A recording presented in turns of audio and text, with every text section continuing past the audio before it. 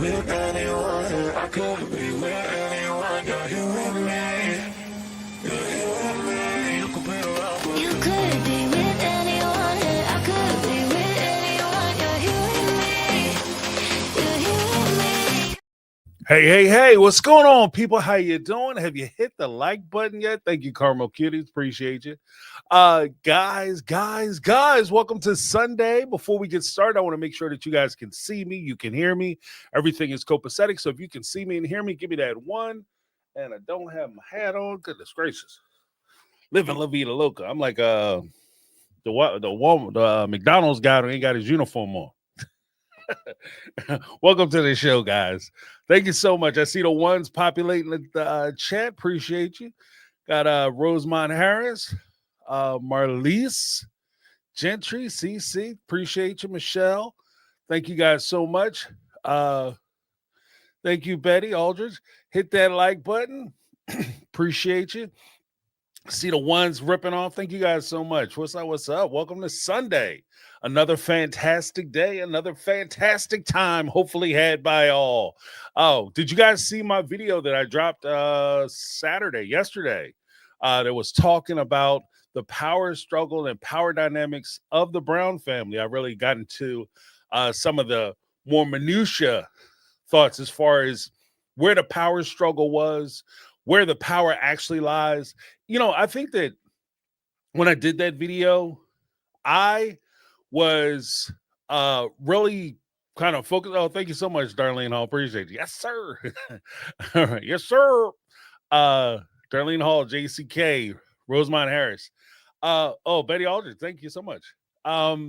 Yeah, when I did that video, I think that the part of the reason why I did it was because in a lot of ways, it's very easy to look at it and just say, oh, Robyn controlled everything.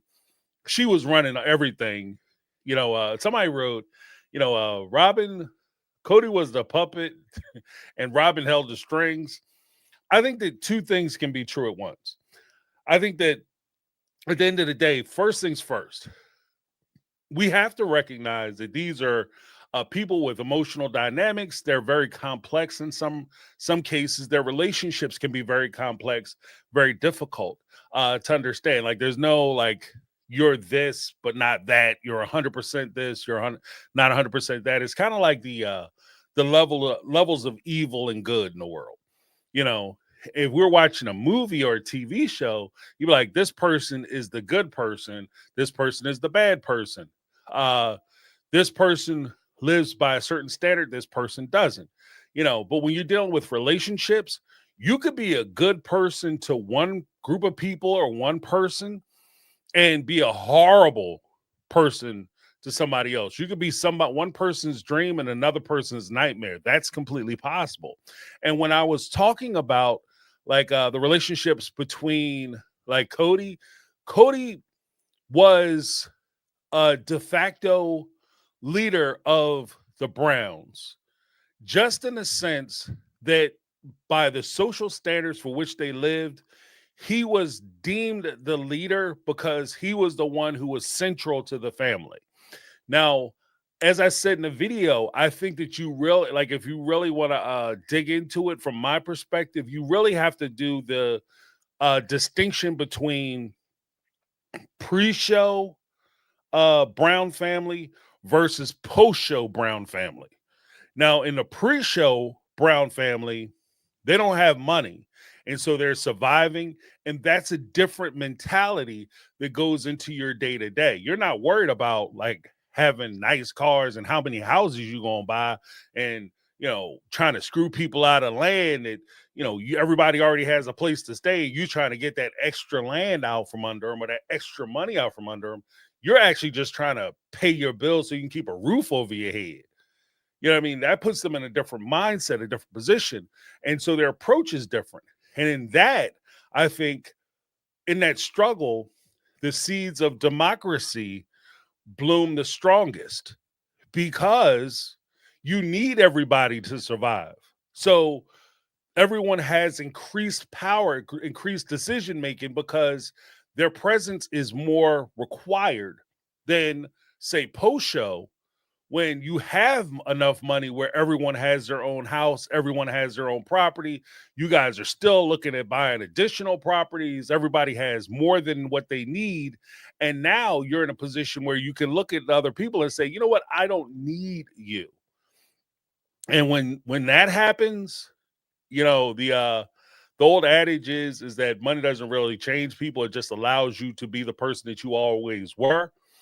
And part of that is because now you get to make the decision of whether you want to be around somebody, because you don't really need to be around them. Cody got to make the decision whether he wanted to be in a real relationship with the OG3 based on how he felt, not necessarily how he will survive. And I think that that's how part of what goes into the downfall of the Brown family. Now, granted, Robyn's ass didn't help, because you had somebody who came into the relationship and she was certainly getting a lot of things that she wanted and a lot of things that were benefiting her. But part of my hesitance with really calling out like Robyn Brown and putting everything on Robyn is that, one, it takes away Cody Brown's culpability, his favorite word, his culpability in the destruction of the family. It no longer becomes his fault. Hey, I was just a fool. I was a fool. I fell for her woman. What is it called? Her feminine wiles. Oh, she put that stuff up on me, and I was hooked. I was hooked. I was sprung, my dude. I was sprung. I ain't never had it like that. She broke my back, dude. It was crazy. Like, it gives him that excuse. I'm not giving him that permission. I'm not giving him that excuse. I'm not giving him that pardon. He made decisions. I don't give a damn how good it was. Point blank. I don't care if she had, you know what I mean, she dropped trowel and sparks and fireworks shot out her ass. I don't care. You made a decision. You made a decision. Your nose might have been wide open, but you made a decision to follow your nose. Point blank. And also, if we really look at it, even though it's easy to put things off on Robyn, and I'm not saying she's not guilty. Please don't confuse that. I'm not saying she's not guilty. But when rubber meets the road, guys, we got to be honest about it. Let's be honest. Let's talk. We're going to be honest about it. Everything that benefited Robyn also benefits Cody. Let me say that one more again for the people in the back of the church. Everything that benefits Robyn 100% benefited Cody. When Robyn got her house and she got the ladies to cough up all that money so that they can move into that big ass house, the McMansion. Guess who was in that house? Guess whose name appeared on that deed too? That's the thing. Like, everybody's like, Cody. Look, I'm gonna put it this way. Do I think Cody's a brilliant man? No. Do I think he's dumb? Not necessarily. I don't think he's dumb. I think he makes dumbass decisions. But I think that the system that was established that way for a reason. Because essentially what's happening on this show, and this is an important point that I wanted to make, maybe I didn't make it as clear in the video.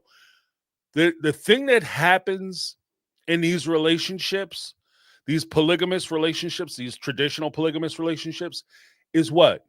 The husband puts himself in a position where the wives are fighting one another and combating one another, and they never look at him. When something bad happens, Robyn is blaming Christine, or Christine is blaming Janelle, or Janelle is blaming Mary, or Mary is blaming Robyn. Well, she never blamed Robyn, but she would look at Christine and Janelle and shit talk with Robyn.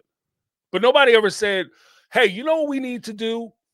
We need to pull his ass up, because he's the one making the decisions. And if we pay attention to what's going on, he's the one benefiting from everything that's happening. Cody is winning. Cody is winning. Yes, Robyn has stuff in her name, but everything is in Cody's name. Robyn has more shit than the OG3, for sure. But Cody has more shit than her. Cody is winning. And Cody successfully did to Robyn what he does to these women. He triangulates everybody against everybody, and he sits back and pretends like, oh, she fooled me, guys. Oh, I didn't know what was happening. But somehow his name is on everything. Now, granted, if we want to blame Robyn and say that Robyn is the puppeteer and she's the master of all things and she's the master manipulator, why isn't her name on everything? Sure, she does have some input because if they get divorced, then she would get half. But guys, if her name appears on it, she's already getting half of that. And Cody would get half of it too. It would be her half. It would have it that way. I mean, the system is set up in a way where she definitely would benefit. But let's face it, when, like I said in the video, when they asked, say, he's married to Mary and he wanted to get out of that relationship with Mary, that wasn't just for Robyn. That was for Cody. Cody didn't want to be in a relationship with Mary. He wanted to have a partner in crime. Robyn is a partner in crime. That's somebody he could work with to take from the other women. What was one of the things Janelle said when she was talking about like the problem with Cody divorcing Mary and marrying Robyn? What was one of the things he said? One of the things she said. Janelle said, and I quote, "I'm concerned because deep down, I know Mary will do what's fair. Whether she likes you or not." Janelle took the position that Mary was going to look out for the other ladies. If something were to happen to Cody, Cody went out there and he was felling them trees and a tree fell on his ass. Rolled his little curly cues got rolled up and shit like the Wizard of Oz. Then all of a sudden, Mary would have everything in her name because she's the legal wife. And Janelle felt comfortable with Mary, somebody whom she didn't get along with. She felt comfortable enough with Mary to say that Mary's going to make sure that the family is okay and the family is taken care of. So if Cody went to Mary and was like, yo, let's screw these chicks, like all three of them, let's get them, let's screw them over, Mary most likely would hopefully give Mary a lot of credit. Mary, don't you let me down, girl. Don't let me down, cool. Mary would resist Cody. She put up enough resistance. Oh, the family. Oh, we got to try to be right, because Mary is also concerned about getting into heaven. She's also concerned about how she's going to look as far as the church is concerned. She's also concerned about the social pressures, which kept her coming back to the relationship in the first place. And part of that is coming back and making sure that she takes care of the family. Robyn doesn't have those limitations, y'all. Robyn was built as a design flaw or feature. Robyn was built in a way where she didn't have the limitation where she was going to be limited by worrying about whether she screws over these other women. Cody could look at that situation and be like, of my 4 wives, that's the one I can work with because she'll help me attain the things that I want, which is everything. Robyn wanted to move to Vegas. Cody also may have wanted to go out to Vegas to get away from the not only move away from the church, but to become bigger than he was, because Cody also benefited by moving to Vegas. You know how? And once he moved to Vegas and he had the TV show, Cody became, whether we like it or not, Cody became the face of polygamy. Cody became the face of polygamy. And whether he was liked or not liked or whatever the case may be, people would look at Robyn, because Robyn was at the bottom of the likability chart, but Cody was also tied to Christine. Cody was also tied to Janelle. Cody was also tied to Mary. And guess who was bending over backwards to pat Cody on the back or kiss Cody's ass? The OG3 plus Robyn. Everybody sat there talking about how awesome Cody was. Just saying. Then when he moves to Arizona and convinces everybody to sell their houses, Robyn didn't run off with a sack of money. Cody and Robyn ran off with a sack of money. That's what I'm saying. Like, so I don't think Cody is as innocent as everybody is. Like, we might say, oh, he's a fool and he's a dummy and he's selfish, but Robyn is the mastermind. At the end of the day, I think that only thing that I'm concerned about is that we're giving too much credit to Robyn and we're not assigning enough blame to Cody. Like, I don't mind saying that she did a lot of things that were in her own best interest, for sure. For sure, I think that's the case. But at the same time, like, I'm telling you as a dude, like, I know a lot of guys, all of a sudden start acting different because they get a little whiff of the good stuff, with some ladies that they dating. But please, let's not get it twisted. That, first off, that axe swings both ways, or as they say, that blade cuts on both sides, or whatever. And so it cuts on both sides, cuts both ways. That there's guys out there that twist some ladies up too. But when that happens, let's be honest. Like, do we really think Robyn was turning Cody ass out like that? That her stuff was so good that she done flipped this whole man's mind upside down and made him betray his family. This ain't a guy who was a 15-year-old, 16-year-old virgin who's being taken advantage of by the school marm or mistress. This is a grown-ass man with 13 kids, 12 kids, one on the way, 3 able-bodied wives who were about the same age as he was. And let's keep in mind, when Robyn came into the family, they were still in I think Christine was still in her late 30s. You know what I mean? Christine and Janelle were still in their 30s, if not early 40s. Like, hey, come on now. These ladies are not past their prime. They're not ready to be put out the pasture yet. Okay. And when we talk about like Janelle was the one who was like tossing Cody's ass around that bedroom. We're gonna keep it always stacked. I 100% believe that, because Cody had that thirsty ass look when he took her to her maybe I don't recognize. I recognize when he took her to her birthday dinner and he thought he was gonna get a little taste.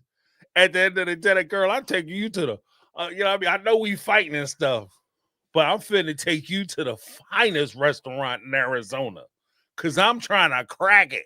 I'm trying to crack the code up in this mug. And my man was looking thirsty. He was in the car. You should have had him a glass of water, because homeboy was thirsty. Okay? You don't get that look by somebody who's in the bedroom, all right? Unless you've been to jail. Unless you on love after lockup, okay? And you just did like a 15-year bid. Your ass just got out. Then you be like, all right, well, you know what I'm saying? It's either you or that tree, that knot hole in the tree. Let's get it. You know what I mean? So no, I think that I think that him and Janelle was doing a thing. They was doing the thing. Okay. Like, let's be real. So if he had that at home, you know what I mean? He had that at home. He not driving, 5 hours. Might drive 5 hours for new, but it might not be. I don't know. Then at the same time, I guess you could pose the counter argument. He was driving 5 hours for that. And it was strong enough to have his ass sitting on Christine's bed. Like, could you imagine? Like, this dude just get back. He's still tired because he just got finished driving 5 hours, been knocking all weekend because he was banging her, like, for sure. So he drove, he got out there, was doing his thing, tossing her all over the place, from Friday night to Sunday morning, right? He get back in the crib Sunday evening, early evening. He go into Christine's room, sit on the bed, and start crying because he miss it. Maybe Robyn do got tricks. Maybe I'm I ain't respecting a game. But I'm just saying. I'm just being real. Because I think that, even now that I think that, I'm gonna take that back. You know what? Because what I've discovered, guys who step out and do their thing with a little bit of strange, and I like it. She's strange, just the way she moves. When you out there doing that strange, getting that strange, most guys we like to think that, people who step out will always step out better than what they got at home. Like you got these lovely ladies at home who take care of you, do everything. Maybe they even had their own money. They pay the bills and stuff, and they like just hitting on all cylinders. Like they taking care, they pampering you. You guys are head to head. They awesome. They funny, interesting. You be like, whoa, he's cheating. His girlfriend or mistress must be amazing. She must be fantastic. She must have fell out the sky and touched the clouds all the way down to the earth. And then when she hit the ground, she didn't touch the dirt. No, she levitated about 3 feet because she's so amazing. Take it off, throw it up in there, turn it to sunshine. You know what I mean? Like that, amazing. Nope. You know what he did? Like I said, Patrice O'Neal. He saw, saw they passed out by the trash can. It was like, was that lettuce on her face? Oh, she looked good. She do all of the she's smoking what? Oh, I don't care. That just adds character, Cause what we used to call it back in the day is the closest donut. Okay. And basically what that means is a guy, and this is very I don't know what you say, sexist towards men. I don't know what that would even be called, but it is what it is. With some guys, these clowns, they could have a perfect woman at home, and they could have if she lives across town. They had a perfect woman. She live across town. She could want him. She could be begging him to come by. She live across town. This fool will go next door to sleep with that. So he got basically called the closest donut because he have a perfect steak across town. Delicious. All the trimmings, everything. Across town. But it's too much freaking effort. So he'll go next door for the closest donut. Okay? You'll figure it out, what the analogy with the donut. But, Cody was driving that 5 hours. And if it was just a matter of like, slang, slang, bang, bang, then he didn't have to drive 5 hours to do that. You don't have to drive 5 hours to mess with somebody. It's not required. I mean, I guess unless you like dedicated to it, like you're a professional cheater. I mean, it's probably the best way to do it, I guess. But I'm just like, it's just, I also don't like the narrative that Robyn's stuff was so good, so amazing that it made Cody change the way he was, because there's also a quiet implication there that the other 3 women, they stuff was trash.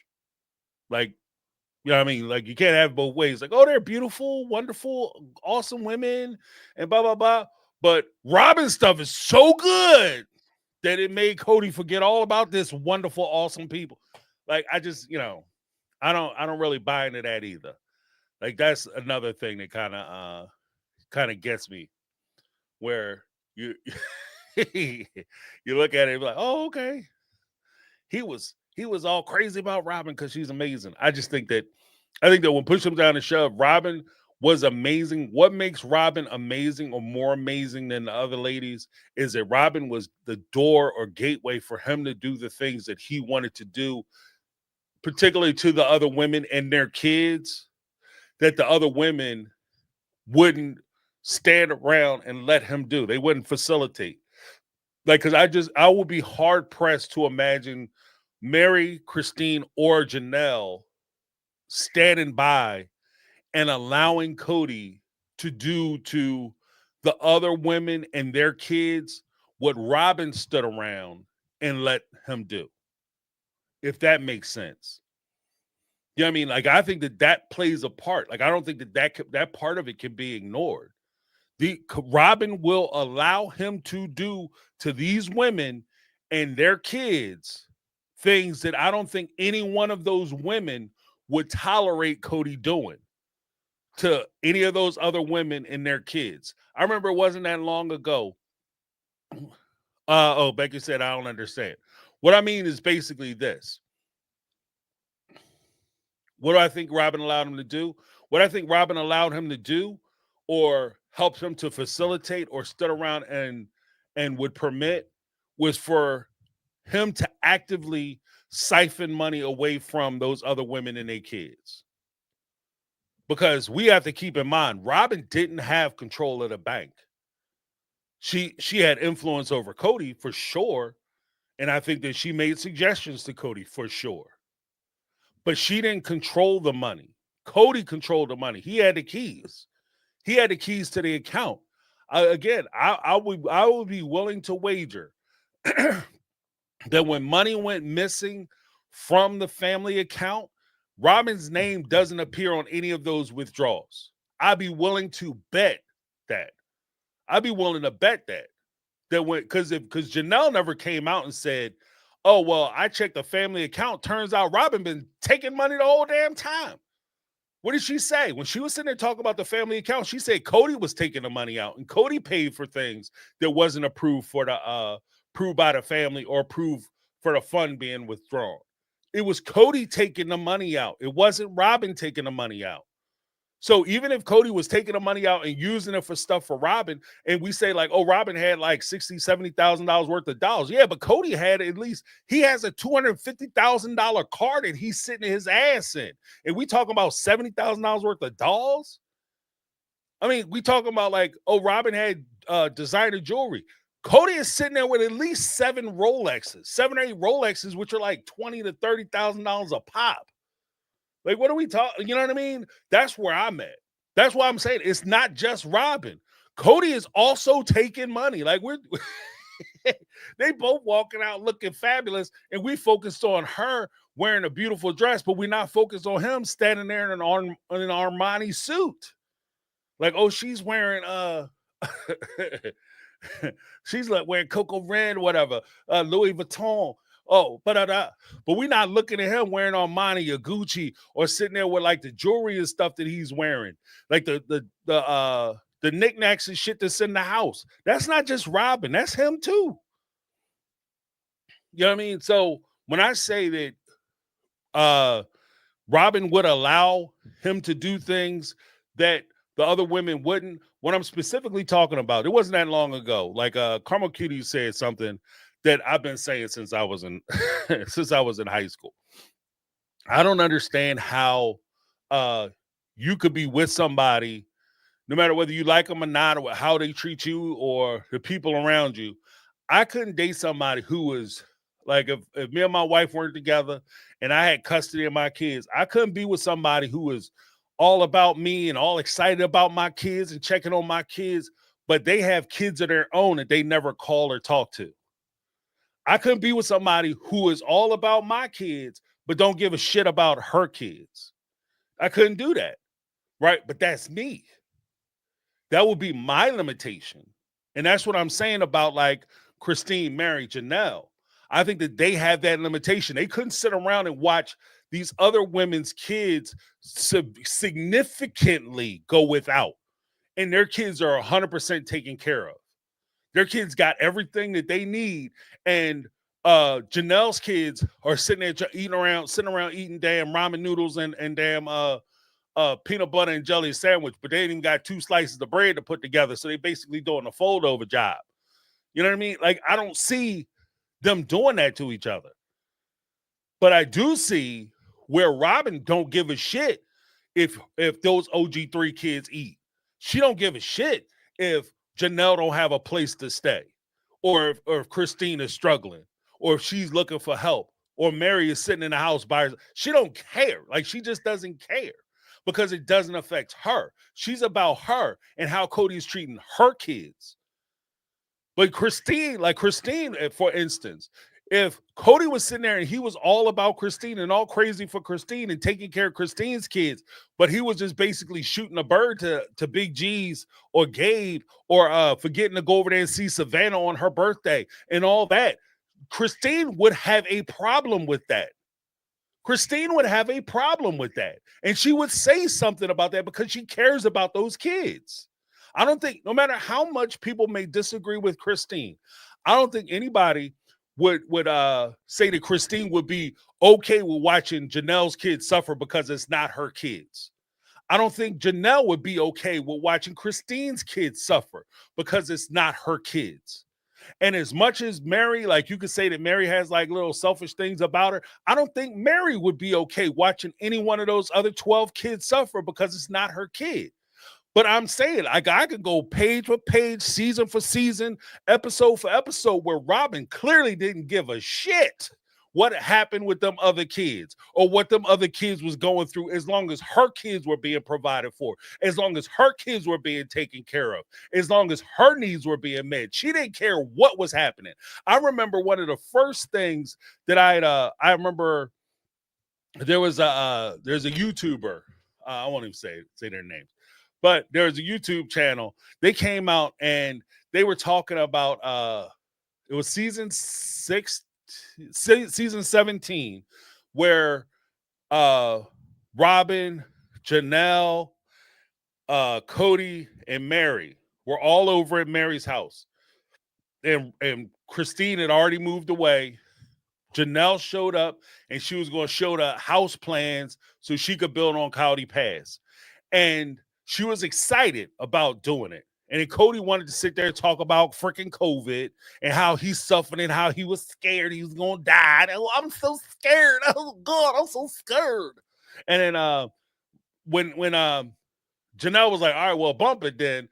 If we're not going to talk about why we came, which is to discuss me building my house and moving forward with my housing projects to take care of me and my kid that is still living with me, because Savannah was still living with her at the time, to make sure we're housed. If we're not going to do that, I'm going to go and pick up Savannah because she's waiting for me. And as soon as she went to get up, Cody was like, oh, you wanted to show off your thing instead of sitting there talking about how I suffer with COVID. Go ahead. So she got excited, rolled out her little land thing on what she was going to do, like a little casita that she was going to build, basically a little garage with a little apartment on top. And she rolled it out. Then all of a sudden, Robyn comes back and was like, well, before we do all that talking about that, because that don't really matter, we need to have a communication about what's going on with the family. I need to know that everybody down with the family. And Mary, of course, is like, you know what? I'm down, girl. I'm here. I'm your home girl. I'm with you, girl. I'd ride or die. Then Robyn was basically ignoring her like, chick, I already know I got you, fool. I don't care about you. Then she look over at Janelle. Janelle, I need to hear from you. Right? And at that point, that to me, that was an example. They don't give a shit. This woman, you talking about how you feel? Oh, Cody's feelings is hurt. Oh, I'm so sad that Christine left. Oh my God, I don't know what I'm gonna do. She don't even have a place to stay. She don't even have a place to stay. She just moved out of a damn RV into a student apartment. She don't have a place to stay. And we're going to talk about your fee-fees? I would have lost my shit. What are we talking about? Oh, my goodness. Sound a little New York there. What are we talking about? What are we talking about? We talking about your feelings. I'm talking about where I'm going to lay my baby head at night. Make sure she's safe. I'm sorry. And at that point, it's her and Cody. I'm figuring out what we're going to do with our kid. And you got her asking me questions about the side of her neck? What you trying to get us snatched up out that chair? Like what's going on? You trying to get me to catch a case up this piece? Are you crazy? Like that's where we were, right? But my point is, Robyn was okay with Janelle and her kids suffering. Robyn was okay with Cody not seeing the rest of his kids sitting in her house all throughout COVID. Robyn was okay with that shit. Robyn was okay when it came time for Christine and them to leave. As long as Cody was providing for her kids. The only time I saw where Robyn was kind of pissed off that the other ladies left or wasn't really thumping with Cody no more was when she realized that they might lose the show, and then two, they weren't going to get a cut off or breakdown on that TLC money anymore. That's when she started like, oh, Cody's so sad that she left. He doesn't know what to do. He's different. Yeah, because his money coming up short. His money was coming up shorter than a kindergartner standing in a ditch. Okay. And she was mad about that shit. And Cody throwing all these fits and stuff, he's mad about it too, but he's using Robyn to voice and articulate that anger. These other women, I'm not sure they would ride with Cody like that. Not on that. So that's what I'm saying. Like, I don't want to say that Robyn is like this quiet, innocent, shy, beautiful.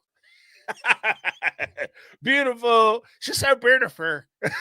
I'm not trying to say that she's all that, and then Cody's like this evil master manipulator. That's not what I'm saying. What I'm saying is that I don't want to get to a point where we ignore their roles in it and say that they're not partners in crime. They are fully partners.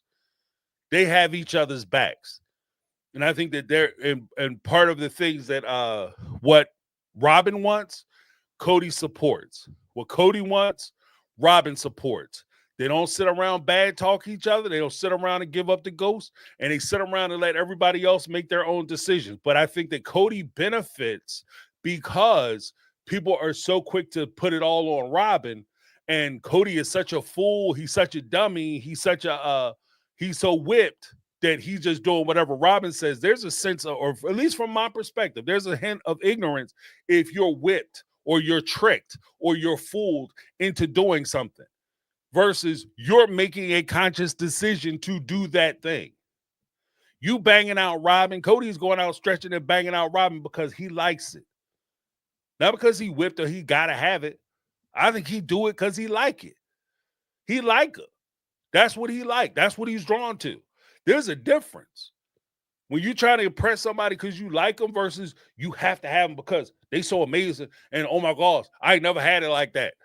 Like I said, if he was a teenager or he was like a really, really young dude or somebody who didn't have anybody or any release, if he was operating without a release, then I'll be like, okay, maybe he is getting sprung out. Like maybe she throwing him that good and he haven't had in a while or he don't know what it's about.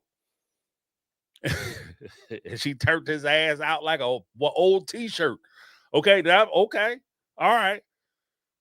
But I don't think it's that clean though. I just don't. I don't think it's that clean. I think that Cody is just as guilty as Robyn's ass is. Even if she's smart, like I think that Robyn potentially could be better at manipulation? For sure. For sure. Because I think that when push them down to shove, I think that you could make the argument that in that particular society, in that community, she would have to be better at manipulation, the arts of molding the mind. Why? Because she doesn't have the physical ability to do it in that particular community, and she doesn't have the right appendage to be able to take or assert certain levels of power within that community. So she has to get a cutout to do a lot of things for her. So do I think in that respect, she's better at manipulating? Do I think she's better at explaining? I think that she is because she has to be. I think there's a very subtle difference. It doesn't mean that you have more or less culpability or more or less mens rea or more or less decision making than anybody else. It just means that you are more, you have you're smarter because you have to be. What do you call it? The fairer sex isn't necessarily the weaker sex because you're what you don't have in brawn or physicality, you have in brain. You have in brain stem. Okay, you have to be smarter than the average bear to get the things that you want.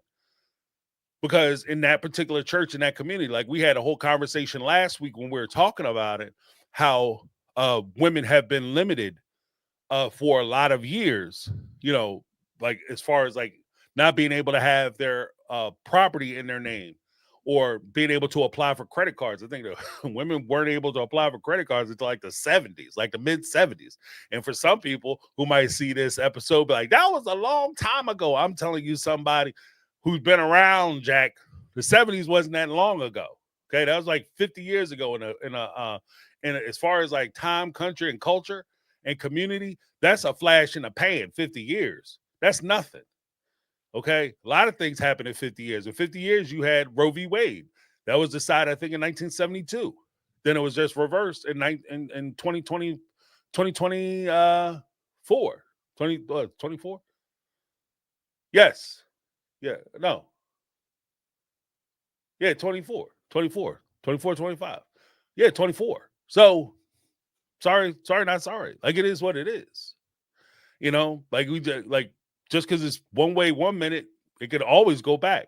That's something we have to be concerned about. But with these ladies, they had to learn to be smarter. They had to learn to guide and push and twist and turn and, yes, manipulate situations so that they can get the things that they need out of those situations. They don't just plant seeds or sow dissension between the sister wives. They also do it with their husbands in these particular communities, right? Because they can't go in on their own. And that's what I was saying even during my video, and I've maintained throughout, that Robyn doesn't have the power to make decisions unto herself. Like Robyn couldn't walk in there and say, this is what we're doing to the family, including the OG3 and Cody, when they were sitting around talking.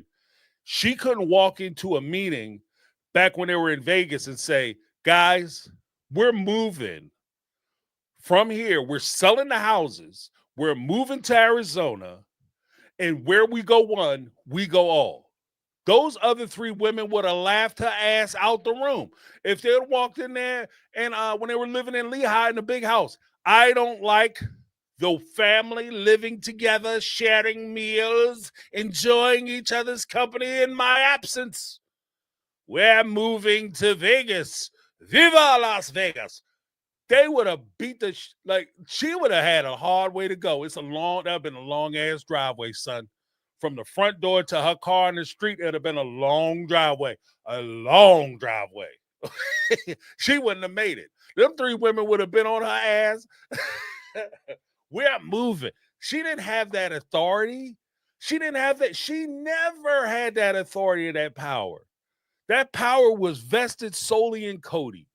Not solely in Cody to the point where he can go in there and make demands. Like he couldn't be like, pack your shit, Mary, let's go. Like he couldn't do that. But he certainly had far more influence over the family than Robyn ever had. Like the family as a whole.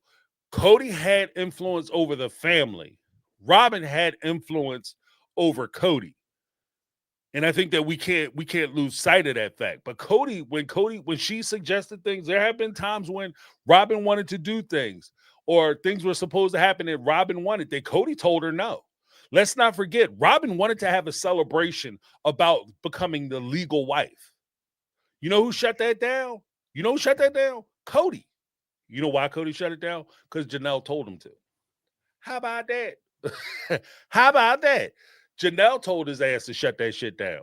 That it wasn't right. She said, you know how they talk about like, Cody go and tell stuff to one wife and he'll have a conversation. He'd go off, have a conversation with another wife, come back and flip his whole shit around. And he a different person with a different mindset. Yeah, Janelle got up in his ear, was like, no, don't do that. Don't do that. If it's just a paperwork shovel, then you just do the paperwork and we can't make it a big deal that you marrying her. And he sure as shit did it. She wanted to get the big wedding. She wanted to have a second wedding. She wanted her kid. She wanted her kids there. She wanted first she wanted Mary and her kids. Cody was like, nope. Well, first she wanted the family and she wanted to be a party. Then he was like, nope. Then she said, I want to do the family by itself. He said, nope. Then she said, I want to do my kids and Mary. He was like, nope. Then she said, my kids. He said, nope. And I kind of suspect that maybe at some point she kind of got her way and they might have went down at a different time with the kids to celebrate. But Mary wasn't there and the other wives weren't there, you know.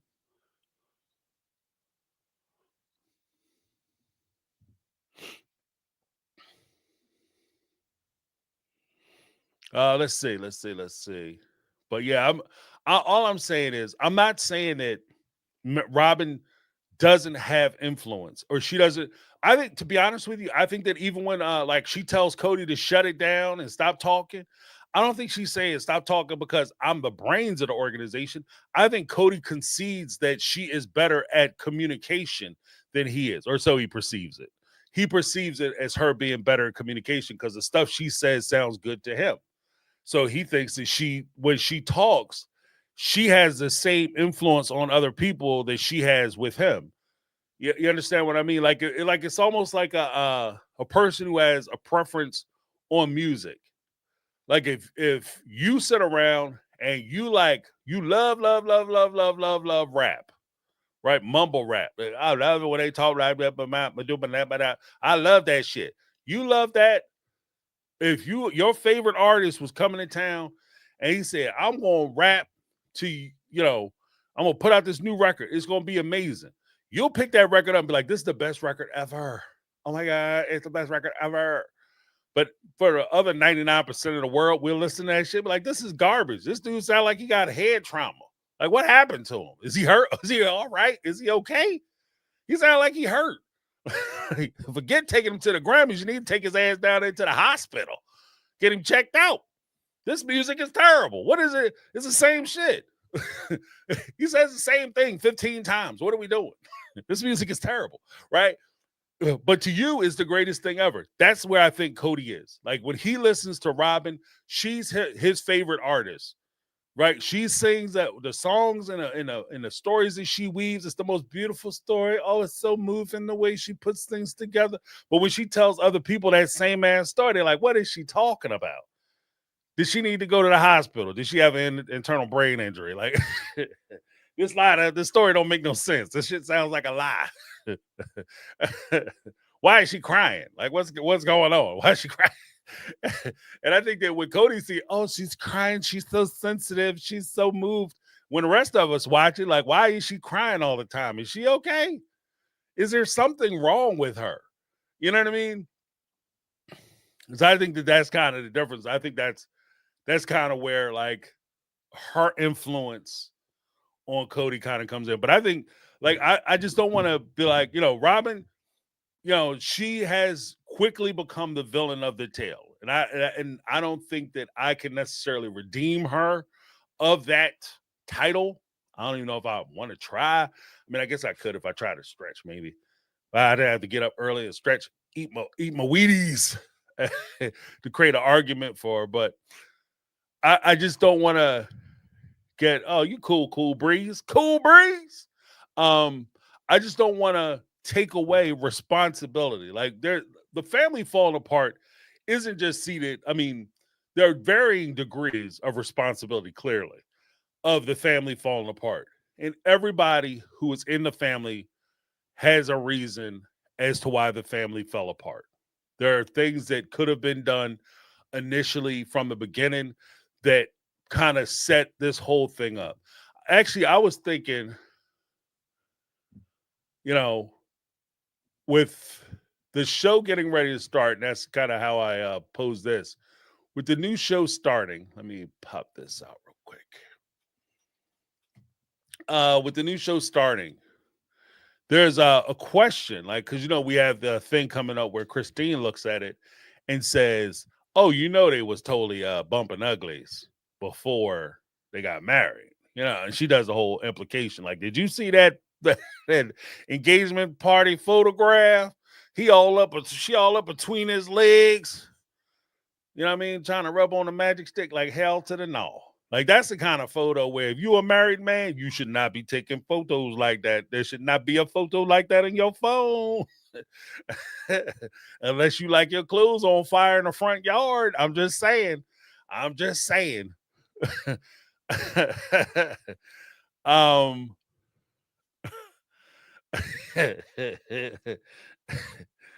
Unless you like your shit smelling like barbecue. Like, don't take no pictures of, oh, she just my friend. Shit. We just work together. So there's that question. But a question that I really wanted to kind of get into, even as we talk about this, and I'm sure it'll be another thing that pops up when they have the whole conversation and the actual allegation is made. Do we believe that, and keep it in mind that they have an open relationship, I guess, it's a closed open, because they're polygamous, so it's closed open. Do we believe that Cody cheated? Would that be considered cheating? Did he cheat with Robyn? Was he having an affair? You know what I mean? Put that into a poll. Because before we get started, because next week, the show begins. And we'll be doing the after shows. Just so everybody knows, next week we'll be starting later. So this will be like one of the last early ones. Because we do the after show party. So we have to wait till after the show. And unfortunately, because TLC decided that they wanted to post a time for the launch as opposed to doing like they used to do back in the day. When Sunday hit, you could get up in the morning and watch the show. We have to drag it out in that evening. So we'll be starting later next week. But I'm going to put this in a poll. Do we think Cody cheated on the...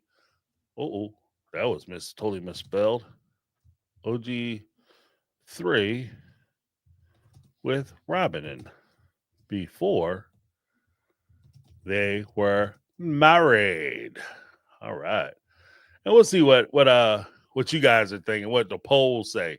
I mean, I'm kind of suspecting what it is, but you never know. I've been wrong about these polls before. Just with regard to that, I would say that, like, when push comes down to shove, I see some people already. They're like, hell yeah, queer. What is this? Queer. Hold on one second. My mouse is all over the place. Queer aesthetics said 100% cheating. And she's like, forget yes, 100%. 100%. Like, you don't even get them kind of numbers on Family Feud, Jack.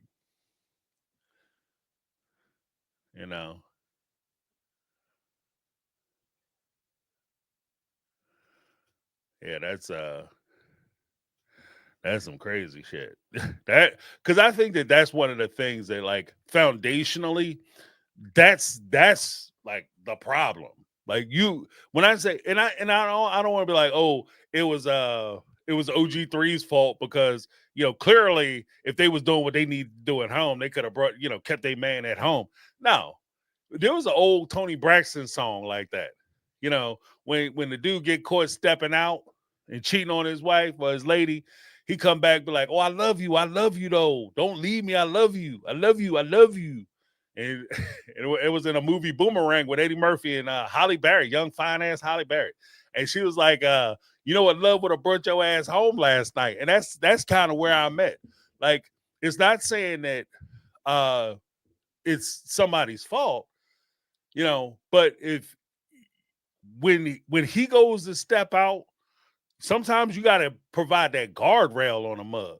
I mean, you got to let them know that this is not okay. It is not okay for you to think that you're going to step out on me today, keep your ass out all night, and you're going to bring your ass back home tomorrow to me, and them locks ain't going to be changed. Okay? Shit. Like, I'm going to tell you straight up. Like, check out that like that. You don't live here no more. Like, you live wherever you was at. You know what I mean? You should have told them straight up. You fuck with me, you stuck with me. Okay? Pardon my French. But that's how we get down.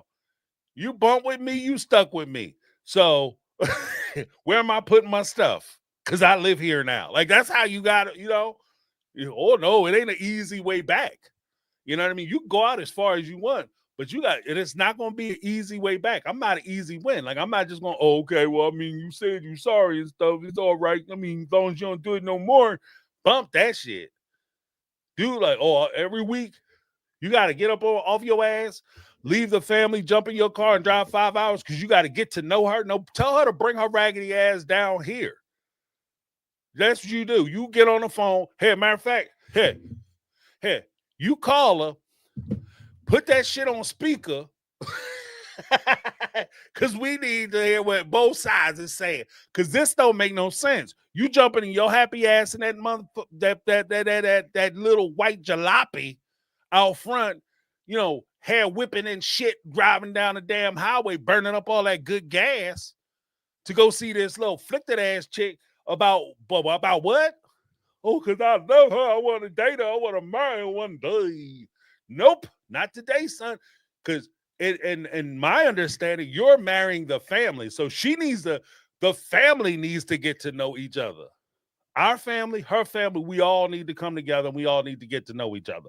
And that's not going to happen with you creeping off 5 hours away, spending a weekend doing Lord knows what. And I'm a grown ass man, Doc. Ain't no way in the world I'm gonna sit up there and believe that my lady out there driving 5 hours to go see some dude, or some dude is driving down here 5 hours to go come see her, and they gonna go spend the weekend at the Mosey Wozy, and ain't nothing gonna happen. Oh no. Cheeks is getting clapped. I'm not dumb. I'm not new. I'm not stupid. You know what I mean?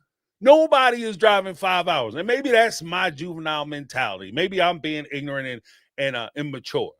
But in my book, I don't know. Not one of my dudes, not one of my partners would drive 5 hours to go see some woman and not, I just went there and we was holding hands and watching a new Disney movie. That shit is not happening. That is not happening. Because if I had one of my buddies tell me, man, I drove 5 hours to go see Lil Slimmy, we sat down on the couch, we was watching a movie. Why am I talking like that? We was watching 5 hours. We was watching a movie. I held her hand, yo. It was special. Now I got my car and I drove 5 hours back. You're a fucking lie. You a lie. What happened? What, a husband came home? What happened? Like, something happened. Like, you don't drive 5 hours and ain't nothing happened. What happened? Something happened. You found out she had a boyfriend? She had a bump or something? Like, you know what I mean? What happened? What, something happened, player? Don't tell me nothing happened. I mean, you went down there, it wasn't what you expected. Like, tell me what happened. Something happened. Sorry. You know what I mean? And Daisy Red said, don't doubt your instincts. Damn right. Because that shit don't make no sense. It just doesn't make sense. I'm sorry. I just don't buy it. I don't buy it. Well, they're holy and religious. I grew up in the church. And I'm telling you, ain't no freakier people in the motherfuckers in the church. Some of them, they in there for a reason, okay? They're not in there because they holy and sanctimonious. They in there because they making mistakes. Okay, and they sorry. Like, I'm sorry. I can't stop going to the club.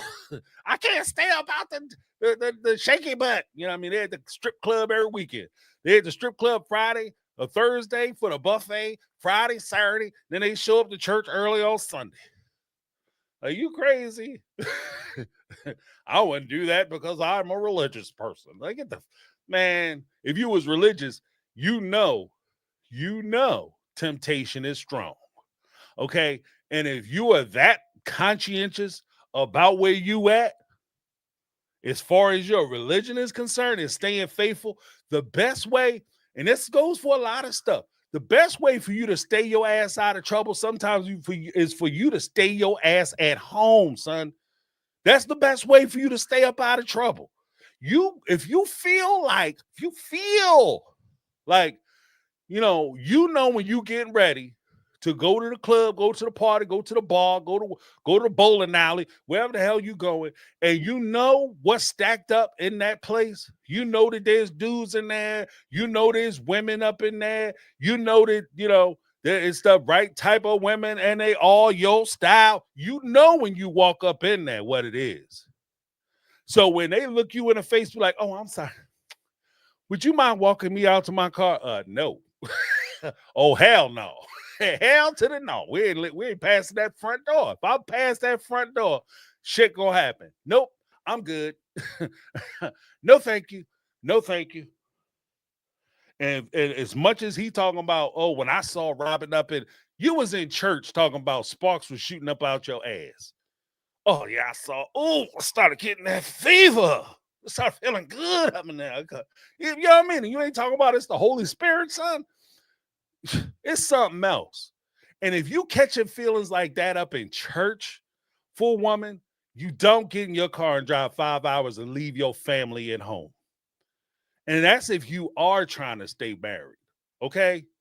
That's if you're trying to stay married. You don't make them kind of decisions. I'm saying this as a married dude. You don't make them kind of decisions because you love your wife. You like, I love my wife. Hey, I love my life and I like my life. I love my wife and I like my life. Okay, I'm not going outside with that one. Hell to the no. I'm damn sure ain't going by myself in a car with my bags packed.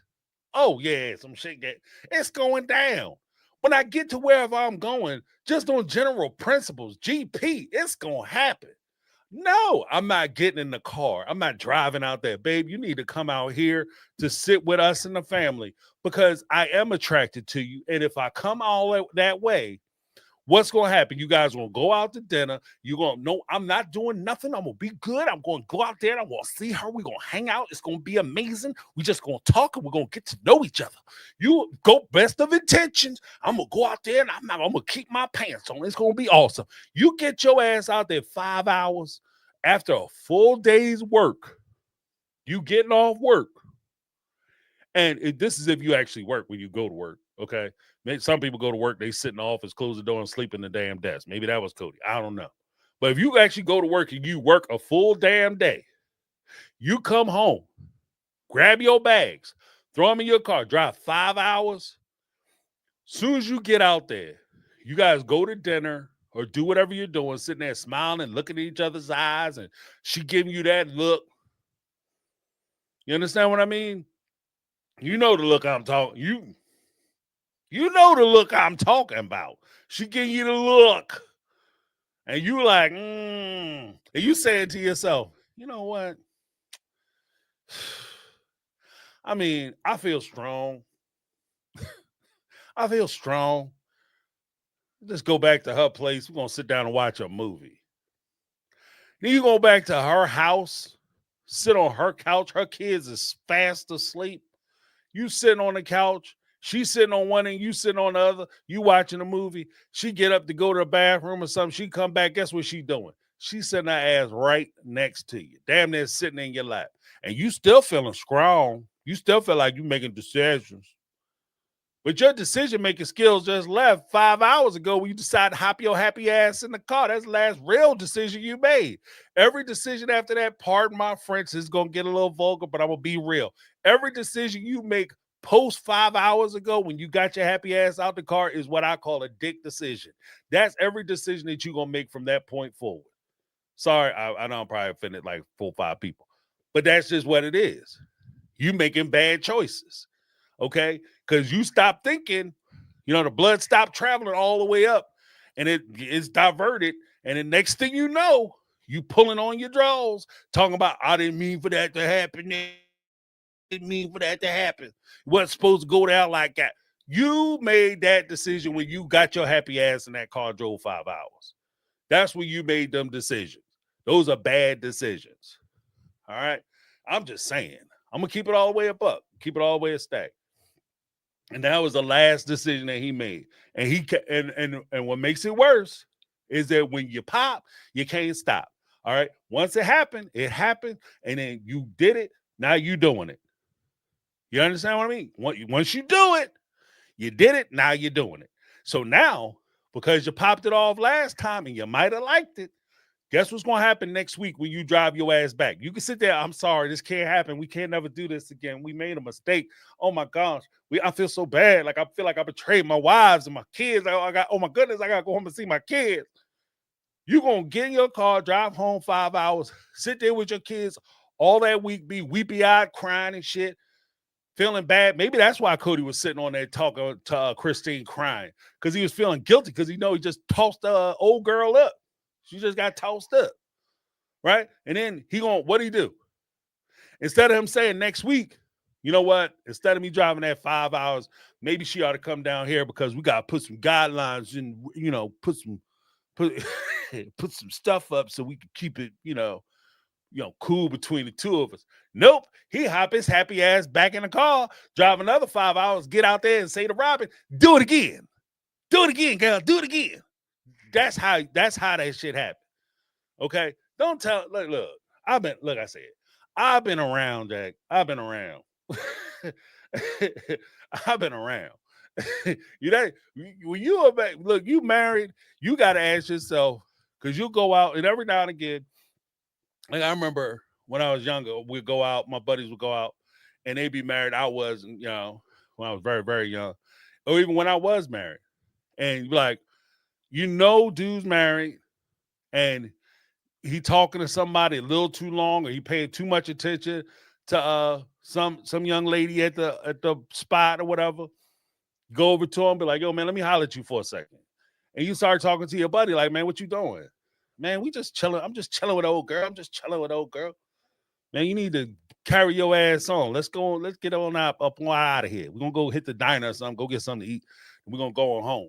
Why, man? The party just starting. Exactly. And the party needs to end, because if you go any further, you're making life decisions. And unfortunately, I'm gonna say it one more again, then I promise I'll stop. There's life decisions and there's dick decisions. And when you're making life decisions, these are decisions that's going to affect the rest of your life, potentially in a positive way. When you're making them other decisions, they affect your life too, but usually it's very negative. It's very bad for you. They're not well thought out decisions. They're not smart choices. They're not smart choices, because you're going to go home with this one. Then you got to go home and try to tell your wife what you was doing and why you wasn't home, or what happened last night. And what do you have to do? You have to lie. And then once you start lying, you can't stop lying, because if you ever stop lying, the truth might come out. So instead of you just going home and saying that, well, me and James went out, we was chilling, and I ran into somebody, I decided to bring my ass on home. Instead of you telling that story and being the hero for the day, you go home and you have to tell her, oh yeah, me and James, we was chilling. I got too drunk. I had to stay at his house.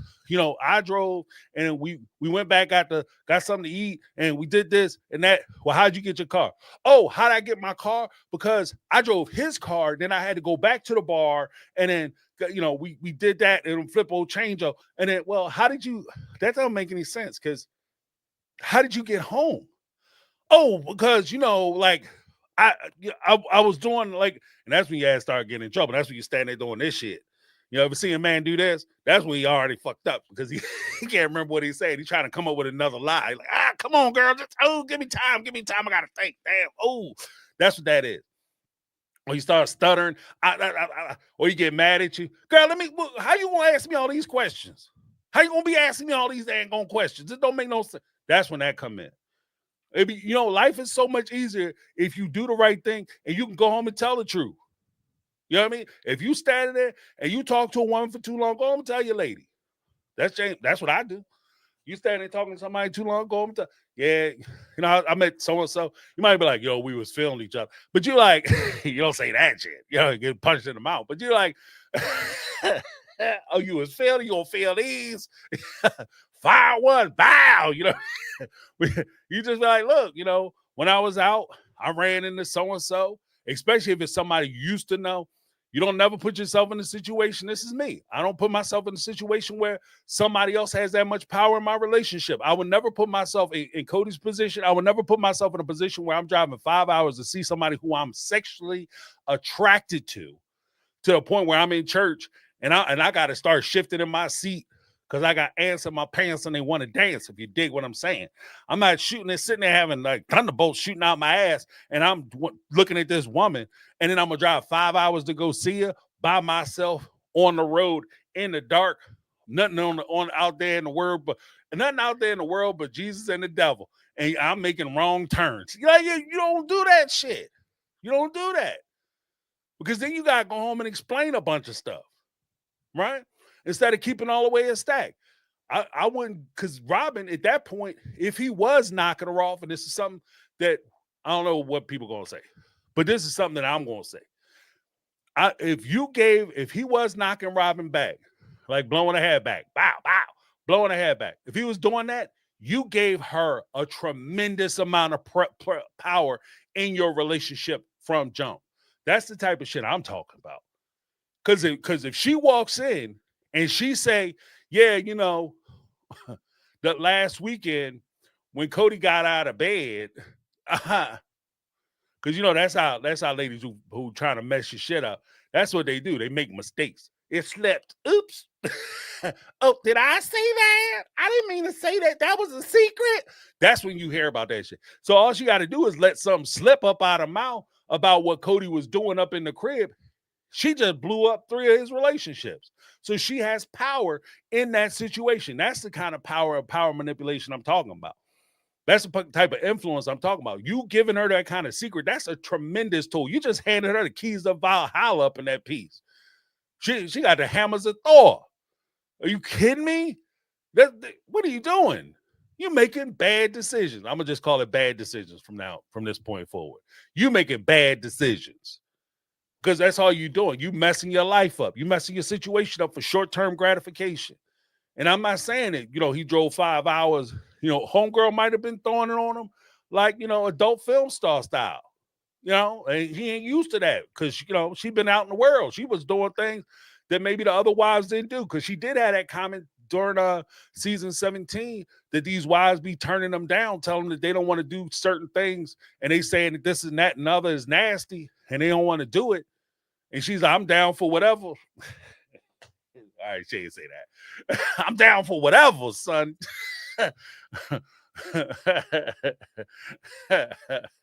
I ain't no killer. She like, I ain't no killer. And I ain't got no death wish, but I don't mind getting choked. So she talking all that wild stuff, and she might be willing to come to your house and blow your family up. So yeah, you go back and you tell your wife what's going on and keep her apprised. Especially the one thing that I will say about these types of relationships, and you'll probably hear this again when we come to that time. I'm about to open up the floor for you guys to call in. The one thing that you probably will hear from me at that time when we talk about this kind of thing is that even though they have open relationships, there's one thing I do agree with Cody on with regard to monogamy versus plurality, polygamy, polygyny, open relationships, what else? Couples, thruples, whatever, right? When it comes down to it, monogamy is easier. Why is monogamy easier? Because the rules are pretty much set. Like, I can't go I can't go to this one or that one's house and mess around. That's not on the table for me. As a monogamist, that's not on the table. As a polygamist or a plural person or somebody with an open relationship, that could potentially be a possibility. But even in that, because you are opening your relationship up, you have to be, like I'm saying, be honest as a monogamist, as a person who would be involved with a polygamous or plural relationship or open relationship. It would require more honesty, more transparency, not just honesty. I'll even take that back. It doesn't even require honesty. It requires transparency. What's the difference? Honesty is when your wife or your husband, boyfriend, girlfriend, or whatever asks you a question, you tell them a truthful answer. That's honest. Transparency is you come home, you give them a full debrief on everything that happened and what's going on and where you are and how you feel about it. That's transparency. And when Cody was taking his happy ass out to see Robyn, he might have been honest. I doubt it, but he might have been honest to a point with what they did. Yeah, we went to the movies, but he ain't say he went to the Greenleaf Hotel. That's the park, or somewhere in that car, and and did what teenagers do in the back seats of vehicles for years. They was out there like teenagers, if you dig what I'm saying. He might not have told his wives that part. So to a point, he was being honest. But if he's going to be in an open relationship like that, you have to be transparent. Like that would be for me, I think that would be and I'm just speculating, but that would be the only way I think that could really work is you have to be willing to come home and tell your wife everything. Yeah, we went back and, we was chilling. Things got a little hot and heavy and oops, things went down, right? Oh, I could take that joke in so many different ways, but I'm not going to. But yeah, I mean, I think that you would have to be honest about you would have to be transparent with what you're doing. And I don't see where Cody was being necessarily transparent with it. Oh, we got the results. We got the results. The results say, to the poll question, if I can get it to call up, do we think Cody cheated on the OG3 with Robyn before they were married? Some of you said no. 2% of you said no. 98% of you said yes. So we're going to go ahead and close that poll. So that's a resounding yes. Look, I'm just saying, like, I just don't have, maybe it's my faith in humanity. Like I said, I'm willing to admit that maybe I have those type of deficits, but I wouldn't trust it. I wouldn't trust it. No way. No way. Because I mean, especially if you're attracted to that person,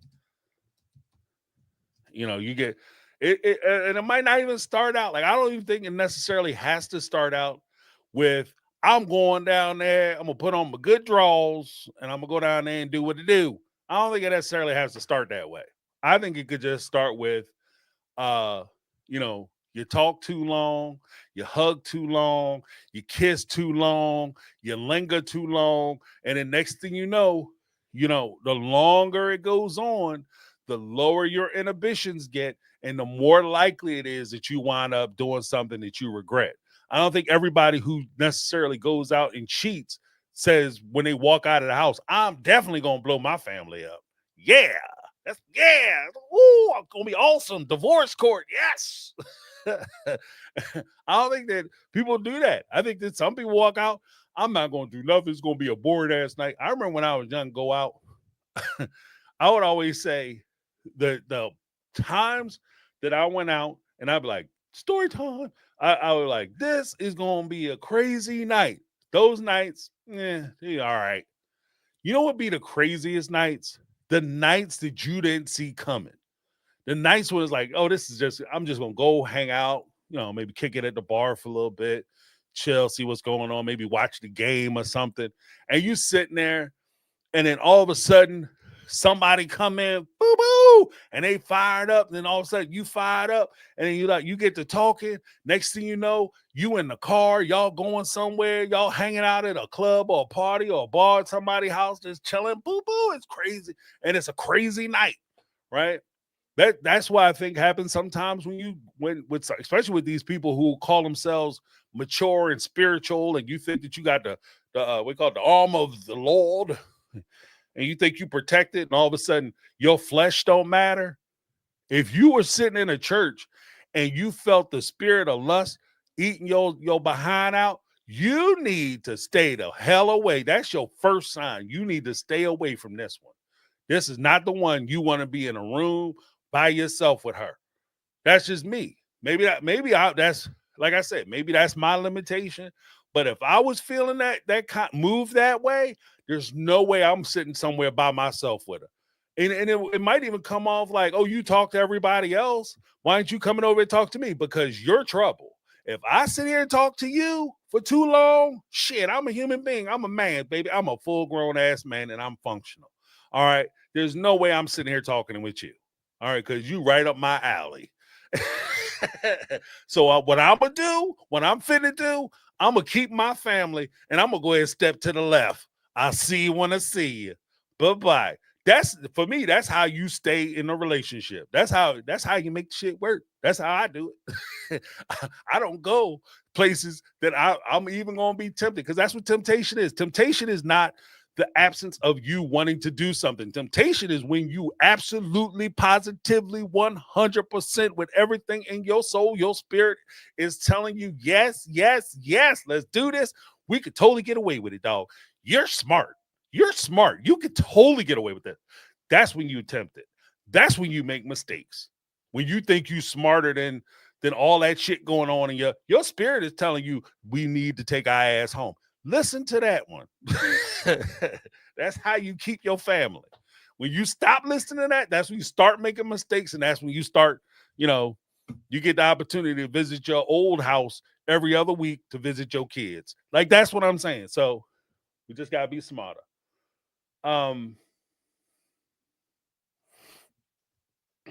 Yeah, that's another thing. Like, Carly pointed out that she already had her kids calling Cody daddy. That's because she was already calling him daddy. Holla at your boy. Here's the link, y'all. If y'all want to come on in, y'all just go ahead and click it up. You know what I mean? She had them kids calling him daddy because she was calling him daddy. Yes, daddy. Yes. Yes, daddy. For my Poricuas, my Latinas. Hi, Papi. You know what I mean? Hi, Papi. I'm just saying, like, nope. Hell to the dissolve. Like, we're not doing that. Because look, if you feeling that kind of, if you're feeling that kind of temptation, you need to stay your ass home. That's just I know I said that like 100 times tonight, but I'm going to keep saying it. For those who might be thinking that, he's my friend. He knows that I'm in a good relationship. You don't trust your relationship to other people. That because at the end of the day, I mean, as bad as again, this is one of those situations. You could say Robyn is at fault for stepping out with Cody because she knew he was married. She know he's married. She know he has wives. She know he got kids. She should, be like, nope, not doing that. But you know what? Who's responsible at the end of the day? Cody is, because Robyn was like in kindergarten when Cody was making those vows and commitments to these women. That was Cody's commitment to keep. That wasn't Robyn's commitment to keep. She'll have her own, like she has her own issues and she would have her own problems. As far as that would be concerned, like I'm not avoiding the fact that we'll push them down the show. I'm sorry, I gotta hook this thing up. I don't think you can avoid the fact that you did disrespect her, disrespect those other women. So you can't be surprised if them other women show up on your ass. But just understand that you gonna catch it. Like if it was me and it was a guy I know and he's creeping with my wife, I'm not gonna jump on somebody because he running around with my lady. I'm not jumping on anybody for that. That's dumb. You know what I mean? As far as I'm concerned, that's dumb. I'm not beating somebody's ass and going to jail for somebody who don't want me or is willing to jeopardize my relationship with them. I'm not doing it for her. That's dumb as far as I'm concerned, in my opinion. But, but we might have something to talk about if in like Robyn's situation, these women and you made a decision to disrespect them. You're not catching this ass whipping because you was cheating with him, or if this is from the OG3, you're not catching this ass whipping because you was cheating with him. You catching this ass whipping because you disrespected me. You came to my house, lied to my face. That's why I might jump on the dude. Like if you come to my house, sit up there eating on my food, smiling in my face, knowing full well my situation and my relationship, and you call yourself going to step out with her, then you might catch it. You know what I mean? You might catch a 2-piece. Oh, you want a hamburger? Want a hamburger and a hot dog? All right, well, first we're going to go out back. I'm going to hit you with these 2 pieces, and then I'm going to bring you back in, clean you up, sit you at the table, we're going to spoon feed your ass. You'll be fine. You'll be fine. But you're going to take this one. I get that. But at the end of the day, that was Cody's relationship to keep with these women. That was Cody's promise to keep to these ladies, And that kind of goes back to like them old days where I used to see like folks, guy be out messing around and he talking to 2 women and he's standing there and the women out there fighting and stuff, pulling their tops off, trying to tear each other's hair out their heads and shit, trying to fight each other over this dude. And he don't give a shit either way. Or the ladies who have boyfriends and they sit there, go to the bar wearing like, booty and all the good hanging all out. And they go there and they try to flirt with a dude at the bar to get their boyfriend hyped up. So he fly over the bar and try to beat the hell out of this dude because she like to see the excitement and feel wanted. And then all that happened is one or both of them wind up going to jail, and then she out there doing something with the one that you don't see coming. Like, it's just, it's just the most people, when they make those kind of decisions, they not worth the arguments. They not worth the fighting over. They not worth the stress. They not worth the struggle. They certainly ain't worth the bail money and the lawyer fees that's going to be associated with catching that damn case behind their ass. So if that's your decision, you make your choice. You made your choice. Now you got to live with your choice. That's where I'm at. But when it comes down to it, for me, my lady, if she decided to go out and do something with somebody else, then that's your choice. Now I got to make my choice where I go from here and whether I accept it. And based on your choice, because you made the commitment to me, he didn't, you did, then I got to deal with you. And I think that's where it is with Cody. Like, as bad as it is with, Robyn. Robyn was a single woman I think at the time she had already been divorced. So she free to do whatever she want to do. Cody wasn't. She could have men. She could entertain men who drive 5 hours or 10 hours or fly in, with fairy dust on a magic carpet. She could do whatever she wanted to do. She was grown and she was single. Cody is the one who had responsibilities and a commitment. So, thank you, Sprite Cranberry. Appreciate that. Thank you for watching. Make sure you guys check the videos out. Check out this week. And for the members, we'll have the Motivation Monday videos coming up tomorrow.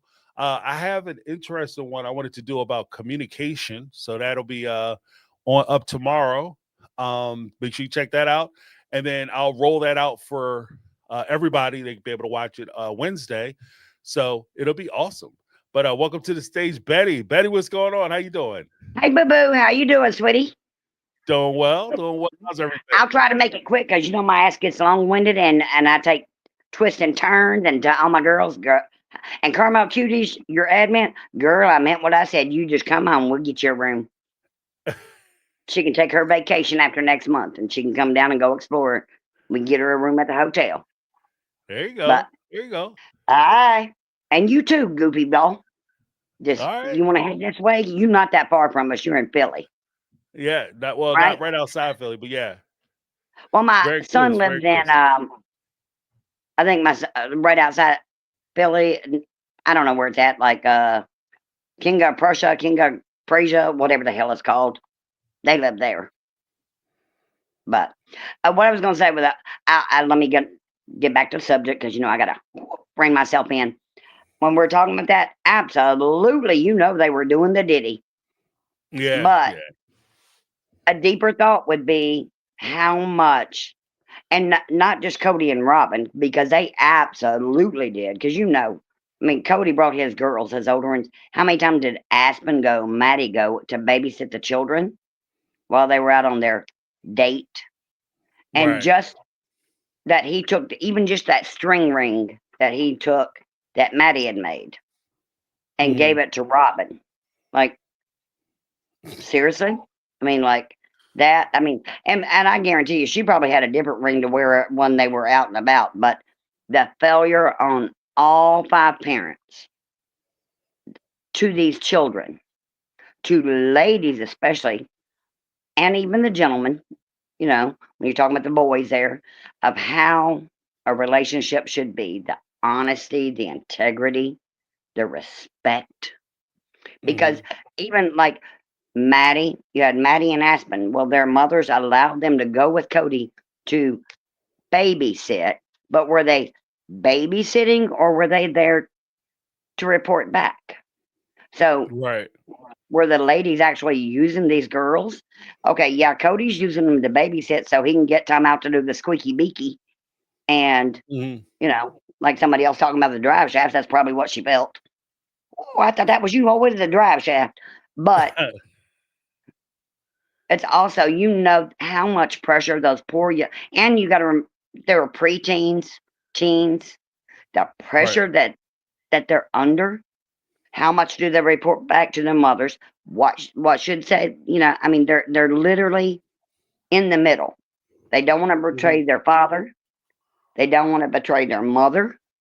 You literally put them in a no-win situation. And I cannot even imagine the emotional turmoil that those children had to go through each and every time. You know, like I'm sure when they came back, because I'm a woman, I've been doing it too. And my husband went out, somebody like, hey, excuse me? Mm. How long were they gone? They were gone 6 hours to see a 2 hour movie. Where's the receipts? Where the hell else did you go? What were you doing? Right. Right. Because if somebody wants to do the wicky wacky, they're going to do it no matter what. Because I mean, I worked at a casino and walked into the ladies' room, and there was 4 pair of legs, 2 pair of pants down, and there's a man and a woman. Like, excuse me. Right. And we're talking Right. about a casino, and it was Mm. 2 Navy people. I was like, well, y'all know we're going to have to report this to the base, right? They're like, begging, please don't, please don't. We're going to get in trouble. I was like, well, your dumb ass should have figured out a better place than in a public restroom. You know, Right. there's a parking Right. lot, go there. But I mean, I said demon, but I meant deacon. I've seen deacons Right. in churches, and they're doing them like, I just roll my eyes, like, okay, Brother John. Yeah. Don't Yeah. be preaching that sermon at me come Sunday morning.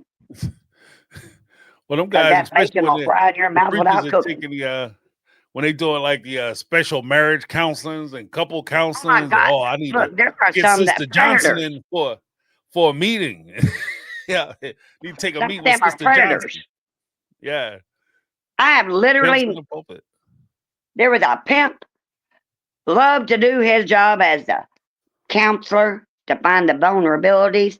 And slowly but surely, he was offering that, why? Let me hold your hand. Let me pray with you, girl. Let me just, come Right, on, we going to go down to the pulpit. We going to talk it out. Before you know it, next thing is, no, it's drinks in a room. It's like, right, right. so, you know, trust comes from within. So let me not get long winded because you know my ass will. Like, you know, I mean, hell, I've been married 40 years. My husband's upstairs. At this point, I'm like praying, please join polygamy. I need somebody to wash my dishes. I need somebody to do the laundry. And I need an extra paycheck, but he won't take me up on it. And I've tried. And I can't give his ass away. So, Like, can't although I come was in there ugly and yesterday because he pissed me off and I called him an asshat and he called me and said, what the hell did I do? I said, well, you pissed me off and I didn't want to be ugly. So asshat was the nicest I could come up with. But I did make him biscuits and gravy last night for dinner. there you So go. I kind of made up for it. Kind of, maybe, sort of. Take a little give and go. Get a little give and go. Well, that's as good as I'm going to get with the give and go. But I'm not going to keep you because I know you got lots of people waiting to talk to you, girl. But I love you. But it was just a whole point of being like, while we're talking about what the adults did, Mm-hmm. that impact on those children, I cannot even begin to imagine. And it was Right, formative years right, where, right. like, I mean, I have 3 boys and a girl. So for my boys, they aspire to be like their dad, whipped. Patow! Right. And he knows his place, thank God. But not really. He's not. He's my honey bunny. I love him to pieces. I would walk across the continent for him. So he's not really whipped. Well, kind of maybe, but I got him trained. Let me put it that way. And I'm sure your wife has you trained up just right. Well, like I said, I don't go places. I He don't don't go either. He places goes I'm curious upstairs and about. watches some dumb shit. But he does like you. He asked me how to share your thing because he's like, he said you reminded him of James Earl Jones, that he loves to listen to your podcast, Oh, wow. which is huge Okay. coming from him Yeah, because it's a normally big he listens compliment. to some stupid shit, zombies and stuff. Did you ever do the thing on Natalia Grace or on the Frankie? No, no. Ruby Frankie, yeah, I gotta roll those out. Thank you for reminding me. I've been running around. And But have yeah, you I ever gotta thought more about doing your crime channel? Because I would love to hear your thoughts on that. yeah. I do want to do that. I was just trying to get all the other stuff out of the way and Well, get I my mean, I other really camera set up. hope you know that your empathy and your thoughts on it for crime victims would actually be huge impact on people. I mean, like it really would. There's so many of us out there that have had, and in your chat that have had things happen that the empathy, the understanding, and even the exploration of how it takes you from one end to the other would Right. be amazing. Right. So, It's No, I not something I appreciate would that. give up on. Yeah, yeah. No, I definitely want to do it. It's definitely in my on my list of things that I want to try to get done, especially before like I want to get it done within the next couple months of like trying to roll some different things out. Because to be honest with you, I don't think that Sister Wives has much steam left in it, like as a No. program. Like I think they're gonna I think this like depending like especially depending on what they have coming up this season and how they handle it, this, this could be the swan song if What they more do it can they wrong. say, really? I mean, like, Yeah. what stone has not been overturned at this point? And if I hear Cody Mhm. say one more time, I'm tired of being victimized for loving Robyn, like, oh, good God. He's so That bow on pitiful. that I'm middle, tired of like, he cashing done all worn these that bow checks. out. Yeah, Exactly. he's Mm. I can't wait till they try to give us a tour of the new house and to get their explanations on why they needed this new home right, right. Well, I had to get a and to bigger see if we're house going in to be case they want to invited come in. visit. Yeah, right. The Shit. guy who don't talk to any of his other kids, he had to get a bigger house in Yeah. case they wanted to come and visit him. Girl, I got an air mattress. My kids come visit. I'm like, Patow, you got an air mattress because you ain't getting my room. Right. Well, I mean, if they But, come in to visit, if they're that pressed about where they're staying and where they're going to sleep, it's not like they don't have hotels in Arizona. right. You know what I mean? Hotel, motels. Like Arizona is not a small place. Flagstaff is. I mean, it's not huge, but they have places for people to stay. If it's like that, Yeah. But I mean, I can't imagine them biting any of them there to actually visit. I mean, they literally left Savannah out of the second Christmas, and she was right there. right, I mean, right, like that is probably one of the cruelest things that I can imagine that you would do right. to your child. So, well, let me hush because I know you got people waiting, and I get long winded, so I got No, to I go finish appreciate it. cooking anyway. But thank you for But I'm calling in. looking forward to Appreciate it. everything. Love you, sweetie. All right, have a good one. You too, baby. Night, night. Bye. Awesomeness. Yeah, she made some good points per usual. Per usual. Had some people just drop out. If you guys want to call in, you're fine. Betty made some great points. One thing that Betty did say, even now that I think about it, um, taking them girls, them young ladies, out to babysit Robyn's kids, if the 98% of us are correct, and Cody was down there doing the dig 'em slowlies with Robyn, or it could be the short and quicks, I don't know, but he's out there messing around with Robyn. If that was true, you're taking these young ladies out there, right? And one of the staples of things that Cody used to say all the time, talking about sexuality and all that, is you guys gotta wait and don't you ever break the rules by engaging in that type of activity before you get married, or definitely while you're in the house, because these are the rules. The funny thing is that I'd be willing to bet that Cody and Robyn, especially because of the way things look, wouldn't necessarily overtly do things to clue Aspen or Maddie into the fact that they were doing things. But like parents who get in arguments and think that their kids have no idea what they're doing, kids are perceptive. And Maddie and Aspen were of the age to where at that pubescent, area where they were, the teens that they were, that would be a thing that's on their mind. So they dad driving that far out to go see a woman who's 15 years, 20 years his junior, that would be the thing that they're thinking that he's doing anyway. Anyway. And then when you complain about them being active or out messing around and doing things, it's a little hypocritical, because how do you tell a kid don't you dare do this because it's against this and it's against that. And we can't forget the church and it's against the rule that comes from on high and all that good stuff. And they could turn right around, look you in the face and say, how you going to lecture me and preach to me when I watched you do the same thing to my mama? Every time you jumped in your car, drove 5 hours away and laid up with this woman, you going to come back to me and lecture me about what it is I'm doing, especially if they find a moral high ground in their behavior versus your behavior. What do I mean by that? If you are married to 3 women and you have a commitment and you have children with those 3 women and you're out stepping outside the relationship, how do you tell a young lady who is in a committed monogamous relationship, even though she might be kind of young, too young to be involved with this type of activity?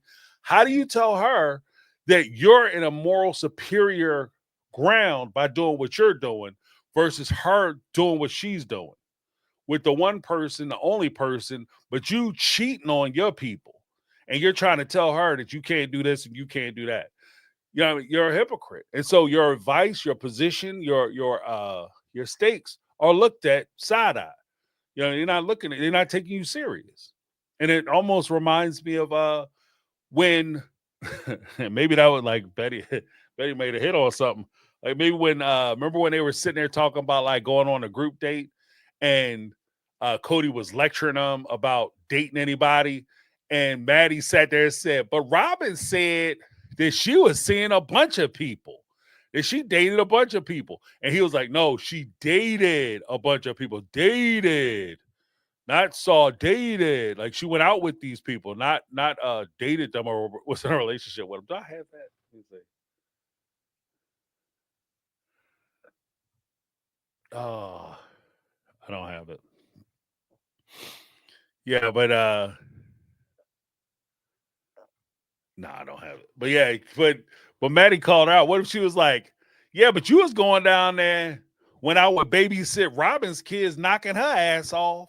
You don't think we heard you in the bedroom? You don't think we heard them thin ass walls? You don't think we know what you was in there doing? You know, we just told Dayton, Aurora, and Brianna that y'all was in there wrestling. But me and Aspen, we knew full well what you was in there doing. Why he on top of my mama wrestling with her? He hurt my mama. No, he ain't hurting your mama. Scarred for life. Emotional damage. You know what I mean? Like you jacking these kids up. Last thing you want to do is see yo one of your parents with their butt up in there. Like, oh, that mercy. So, you know, you're in there fighting mama. He ain't fighting her. They ain't wrestling. That ain't what they doing. Go back to bed. You know? And how you tell them that. So taking adult, teenagers out there, they might know something. They might know very well what you was out there doing. But coming to the stage next, we got Caramel Cuties. What's going on, Caramel Cuties? How you doing? Hey, James. Doing good. How are you doing? Doing well, doing well. Trying to stay out of trouble as best I can. Yeah, you on fire tonight for sure. But you brought up right now what I was calling in to say regarding, the conversation they were having about the kids group dating or dating and whatnot. And I get it, the Mormon religion doesn't necessarily allow the kids to do one-on-one dates and, they got to be over a certain age and they don't date like typical teenagers do in this day and age. Well, sadly, you know, Maddie did pull out all stops from what we Yeah, saw on camera. I can only imagine after Cody yelled cut what the conversation really looked like. But you can't, even like with the purity speech that she gave regarding, supposedly Preston taking her purity, he begged for it, he did this, that, and the third. Why didn't the real story come out and be like, well, he really was liking my sister, and I kind of, cock blocked that for her and took him and stole him. And even though he took my purity, I willingly gave it up. She wasn't right. raped. You know what I'm saying? So, oh, I'm sorry. take that word back because I know YouTube people are sensitive sometimes, but she wasn't assaulted in that Right. situation. And therefore, if she's telling the teenage girls, and I don't know if she's doing this to try to get closer to them or try to seem like she's more their age, their level, cooler than their moms because they're older. But for you to tell the teens, I dated, I had so many men after me, and I was this and I was that, they took that to heart. So here to have Mm. Cody yell out like, "Hey, you guys got to be this age, and I don't want you doing this before marriage," and well, it's pretty much they're not stupid. They can add it up. And if Robyn said like, "I got married in 2009," well, Dayton was born in 2009, so you know what I'm saying? Like, it's not hard to do the math, and I'm pretty sure adults have conversations in front of kids. So I'm sure the Right. Brown kids pretty much knew, like, Robyn didn't keep her purity. She wasn't a virgin. She got pregnant young and had a baby. Therefore, how are you preaching to us? But this is the woman that you went after and you're so in love with. Not setting a good example. I don't think so. That's just, Right. my opinion. And I was one of those teens. I probably would have been like Maddie and McKelty put together. I'ma say it. I'm not gonna stutter, and I'ma argue back like, hold up, how you gonna tell me not to do something, but you've done it 15 times over? Right. Right. And you know what? Now that I think about it, that might be why she did the whole purity speech, Hmm. because like when Maddie called her out for that, like messing around before she got married, Hmm. and you know, like the guilty conscience is a fucked up thing. Pardon my friend. It's a Yeah. messed Nope. up Go ahead, thing. French it out. Yeah, right. Because like I would hear that and I wouldn't think anything about it. But if Hmm. you know that what kind of life you live, you and somebody hollers a little bit of it out, you have to cover it over. And Yeah. it'll sit on you and it'll rot on you.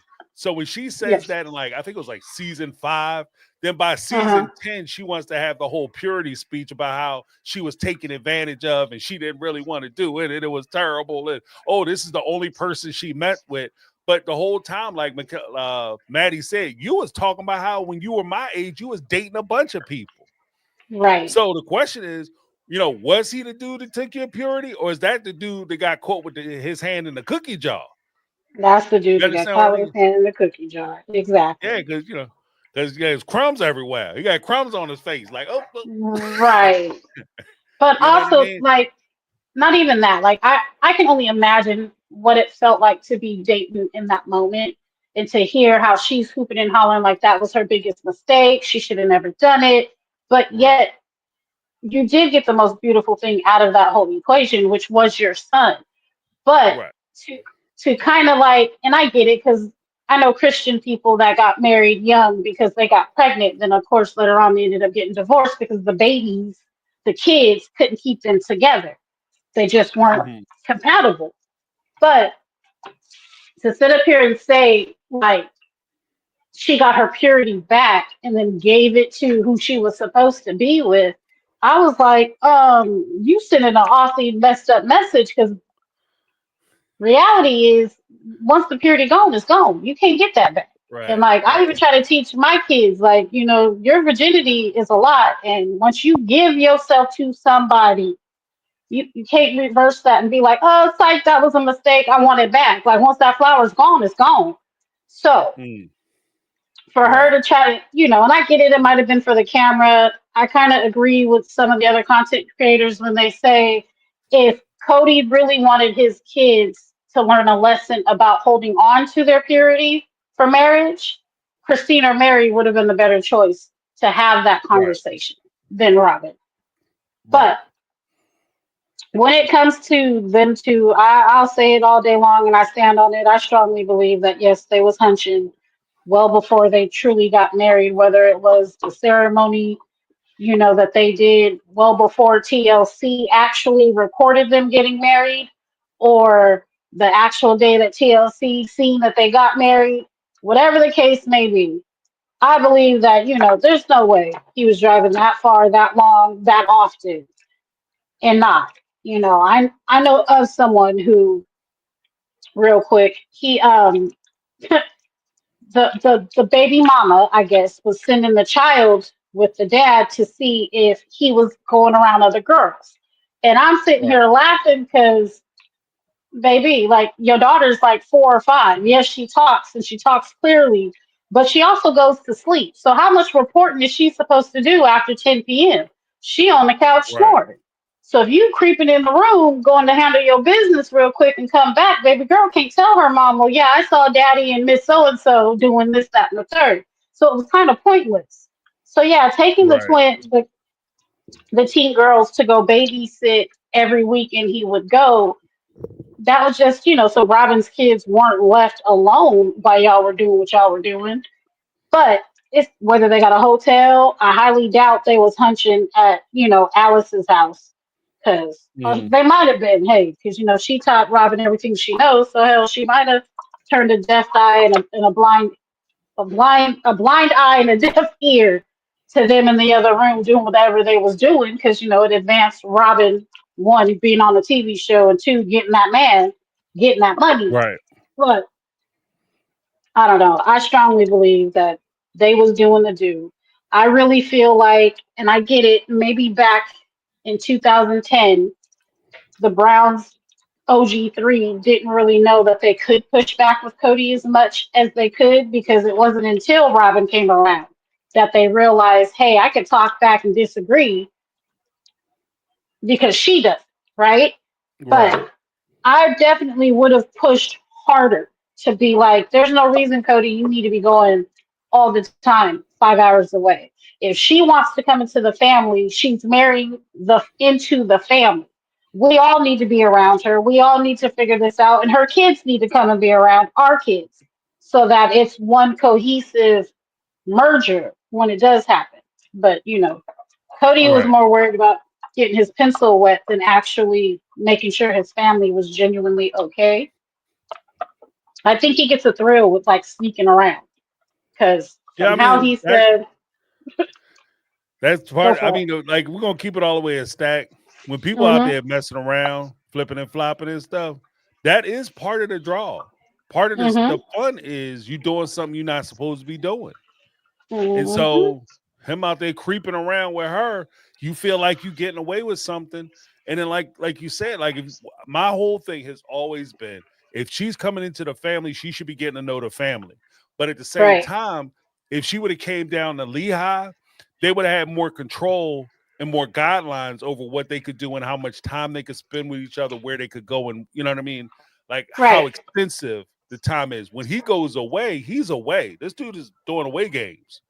And so, Mm-hmm. he living that old time Vegas commercial. What happened in, at What Robin's happens house, in stay at Vegas Robin's stays in house. Vegas. Yeah. Yeah, exactly. So I think he was rolling on that. And then like when it comes down to it, like as far as dating goes, that was a cold blooded thing to do. Like you look at son in the face and be like, yeah, I ain't really want you, but your dad Right. is just powerful and he just took Right. whatever, he just take what he want. Bop, bop, bop. Like that's terrible. Like even if that shit is true, like maybe don't say it on TV. You know what I mean? Right. Like, if that might be something that you might share with the family, or maybe even share with Cody and the wives. But you don't never have to tell your son like this is the terrible person that your daddy was. I don't know. I don't know. Like that's a hard Well, piece, unless it legitly happened. But but not even just just your because you was son. ready. Like the two daughters were there too. I've always been of the nature that there's birth control out there, no matter what your religious belief is. There's ways that if a woman genuinely doesn't want to have a baby, there's ways she doesn't have to have a baby. And Mm, I understand, I'm saying this from a single woman standpoint currently. But as married women tend to do is we're gonna have as many kids as God blesses us with. And I love that for them. But there are some women that, my husband wants 8 kids. After the second, my body is telling me I'm not gonna make it to 8. So we're gonna mhm. stop at 3.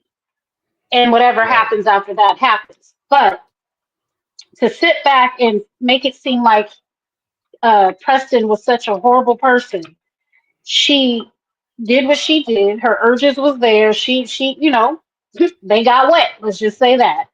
And out of Right. that came one child. But then you married him for whatever reason and then brought forth two more children.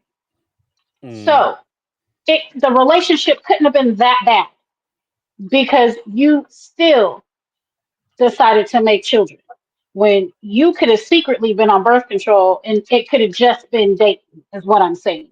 So to sit right. back and talk so badly about their father in that situation in front of them, that's just a move as a mother I could never see myself doing.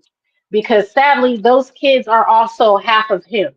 So whatever Mm, makeup comes from him, we don't know what these kids may be feeling. And the fact that they only see him so often, and you seen they got excited when they got to go visit. So obviously there was still love there for him. And in that right. moment, she's trash talking him. We don't know how her daughter Aurora was looking like she was on the brink of tears. I didn't see the camera flash on Brianna at all, but I'm sure she probably was right there too, about to cry.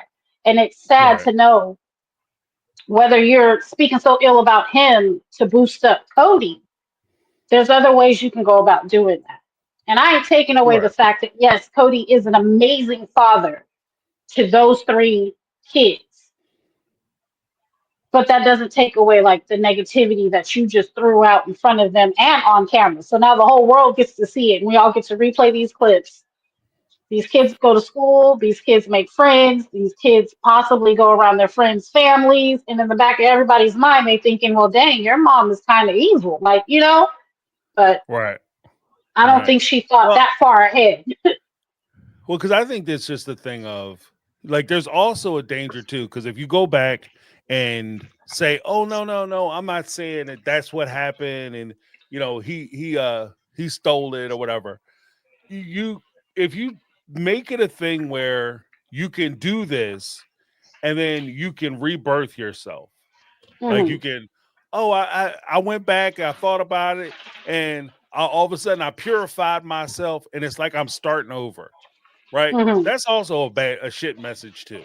Like when Right. push out a shove, because like you said you had a conversation with your daughter about it. When I talked to my daughter about it, what I expressed to her was simply this: when you engage in a physical relationship at that level, what Hmm. you're doing is like you've moved from, especially as a young person, you've moved from one form of dating to a higher level of dating and interaction. Hmm. You Hmm. understand?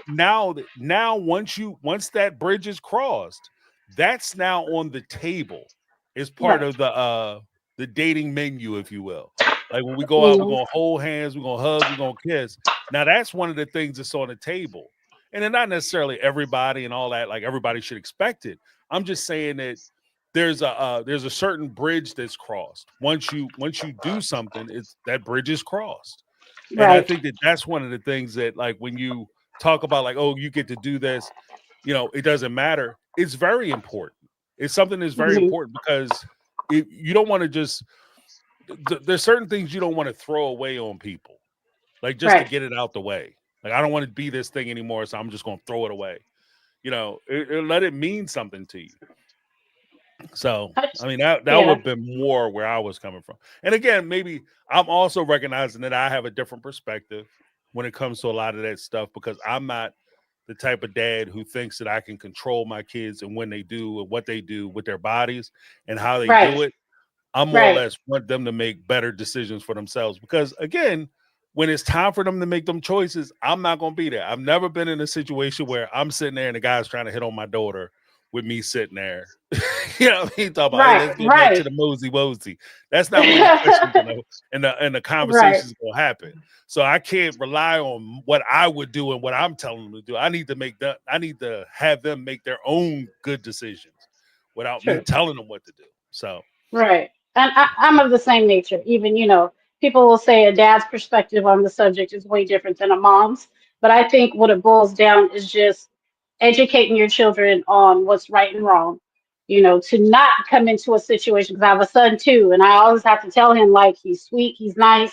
And that sometimes, a hug that lasts too long, a girl may say he assaulted me. You know what I'm saying? So I have to do it on both ends and let them both know that a no is a no, regardless if it started as a yes and ended as a no.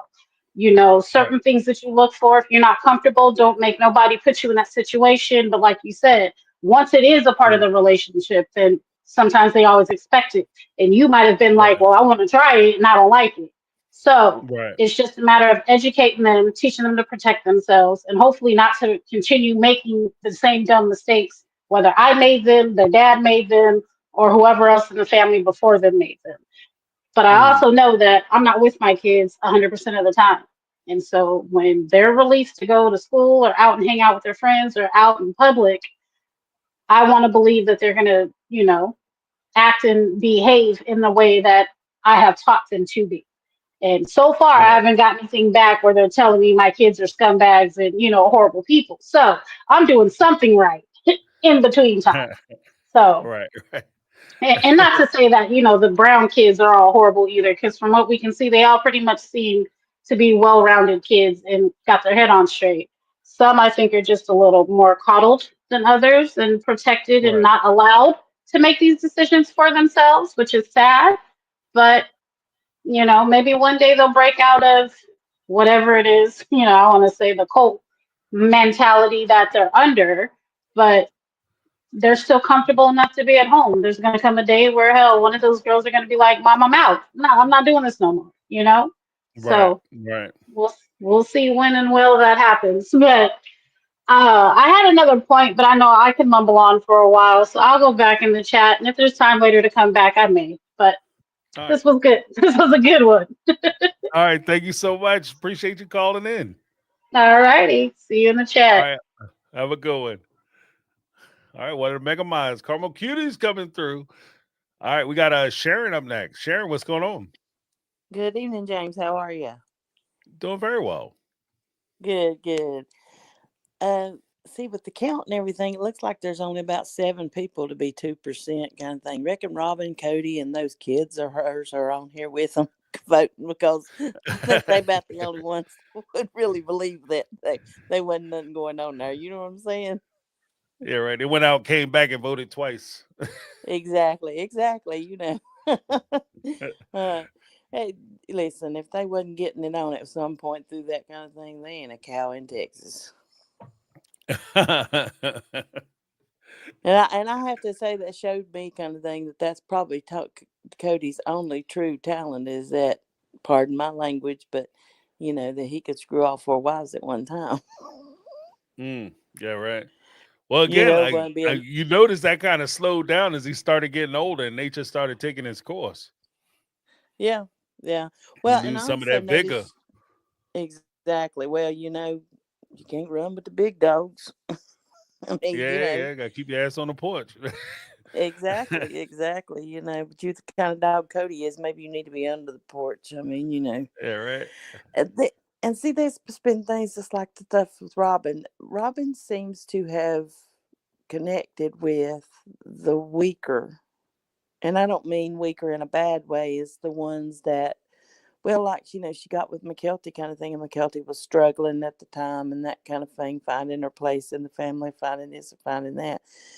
Now, even though Christine was struggling with Cody at the beginning, or when Robyn was coming into the family and all that, she still had in my mind the all the OG 13 kids. You know what I mean? That they were all to her, because they had been connected to her for her being homeschooling them. And by the way, Miss Robyn Y in Wyoming don't need to be homeschooling nobody. Yeah, right. Nobody. Do you understand?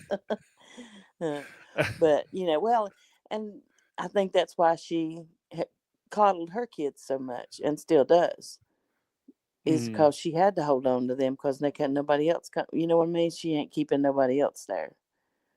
I mean, she's got Cody and she's got those kids and that's it. So she better hold on Right. to who she got, because if she runs them off like she did everybody else, she ain't gonna have nobody. No, I agree I with mean, that. I agree with that. yeah, I don't know. And I got to thinking about it the other day and checked the birthdays kind of thing. Oh, by the way, happy birthday, Miss Truly. Happy Oh, birthday, yeah, Miss that's right. Truly Brown. That's right. She be 15 today. Happy birthday, Truly. Your daddy may not tell you, but I'll All tell right. you, girl. There you go. Yeah, because when he You put forgot some Gabe's hearts in the birthday, chat for Truly. Her birthday. I, Yeah. I mean, when he forgot Gabe's birthday, I thought, the people say, well, as many kids as he's got, and all that kind of stuff. Well, you got reminders on Facebook, you got reminders on all kinds of social media, you got calendars that you can remind yourself on. Gabe's birthday is 2 days after Robyn's. Yeah. 2 days after Robyn's. He's had to make plans throughout the years to make sure that he could be with Robyn on her birthday and then come back to get see Gabe, because you can't tell me, you know what I mean? I think he's just washed them all, to be honest. I think that he's got her and that's all he wants. And, and him saying that to the host coming up, about I'm sick to death of everybody, blaming me for falling in love with Robyn. Dude, Right. you loving Yeah. Yeah. Robyn ain't Yeah. got nothing. It ain't got nothing to do with it. That ain't it. It ain't about you loving her. It's about you neglecting us. Yeah. And you know what? And that's the weird thing about it, is that, especially coming from the guy who will say love should be multiplied, not divided. Talk about, oh, I love Robyn, and they just mad because I love Robyn. But if your love was enough and you could actually multiply your life, your love, then they should never feel the fact that you didn't love them. Like, that shouldn't even be a question. Yeah. And I You mean, know? it's not that I wish bad on him, but I don't think that Robyn and Cody are going to last either. Because No. I mean, look what it's based on. It's based on lies from day one. I'm like you driving 5 hours. They ain't no way. They ain't no way in for 10 months worth of time. Even if they got married earlier, like I think the notes to self uh, suggested that they may have gotten married earlier than the show indicated. Still, yet Mhm. he driving 5 hours. Yeah, I just don't see it. I just don't see it Right. not, happening, kind of thing. It's just, it just, I don't think it's all based on their whole relationship, based on lies as much as anything else was. And look how much it changed him. I mean, he was such a freedom thinker from the beginning. Not that he was, not that the whole thing was not odd, kind of thing, but that he was such a freedom. And Gabe said it himself. He's a freedom thinker, freedom lover, and it wasn't very free of him to start closing everybody off with the COVID stuff. So it's Mhm. completely changed his personality, or some of the things that he was fully on board with. And you can't change somebody that much and then it not come back and bite you. It's just going to. Right. No, I think that's fair. I think that's fair. It's well, because even then, like the idea when you first start out a relationship and you build that relationship on deceit or betrayal, then it doesn't have a lot of room to grow, because the ground itself isn't fertile. Like, so you're going to Exactly. grow a lot of weed and thorns. Mm-hmm. Like, it's not a good place to start. How you start is how you finish. That's what I was always taught. Oh And yeah. if you start your relationship that way, it's gonna be dog water. Because at the end of the Exactly. day, if he's cheating on you and telling the lies in the story, how much can you really trust him? It's Yeah. like it's a crew of thieves. Like, I give you my word. Well, you're a thief. I don't trust you. Exactly. Exactly. Well, and I got a question for you. So, do Sure. you think it's possible that they made up that the nanny and her husband had COVID? Yeah, absolutely. I do think, like, I think I did a video a little bit ago, like where I was talking about like the COVID rules or whatever. Yeah. And like it just strikes me funny and very convenient that they get together on Saturday and then Mm-hmm. to celebrate Ari's birthday. And then lo and behold, they find out on Sunday that the nanny is sick. And instead of Robyn saying, like, at that point, instead of Robyn saying, you know what? We need to stop having this person come to our house. No matter, even if she's the best, most wonderful nanny in the world, she's awesome and amazing, and she does a wonderful job. She put our family at risk. She needs to stop coming into the house because she almost took out the whole damn family. They Yeah. never said that. They said we need to stop getting together as a family. But meanwhile, the nanny is still employed. Like, if Exactly. anything, if you're saying that that's the one that brought the damage and the danger to the house, and it was so dangerous that it was like mind blowing to you that this happened, you should have fired the nanny. You don't cut your family 100%. off because the nanny got sick. The nanny did something wrong 100%. because the kids, everybody else, and that's another thing. You made everybody else take a test to prove that they were sick or prove that they were well. But you didn't have the nanny testing every week, and she's Exactly. not even living in your house. Like, what are we doing? What are we doing? Well, it was just more, in my mind, more aversion to keep away from it. I mean, I have no doubt that Robyn was scared of catching it, especially at the first when nobody knew a whole lot about it, Mm, because you see, and you've seen it multiple times throughout episodes and stuff. You watch when they pan by certain areas, you will see tons and tons and tons of bottles of pills. Maybe like it doesn't look exactly like prescription pills. It looks like vitamins and supplements and all kinds of stuff. And I've never gotten close enough to be able to see what it is. But, and the way that Christine and Peyton was talking when they were at Christine's house in Utah and they survived it, and they won't get they wouldn't get the vaccine. And I mean, don't get me wrong, I didn't want to take the vaccine either, but for other medical reasons. But, it's just completely odd kind of thing and stuff. So to me, it's just more of her trying to keep him to herself and that kind of thing. And then him wanting to go from house to house. Now he's afraid everybody's going to get it, but he said it's okay for him to go to house. I kept waiting for him to jerk his shirt open and show his Superman under his shirt. yeah, Under, right. yeah, I'm, like he was I'm going to be safe. Superman, Man of Steel, because he ain't going to get it, right? Right.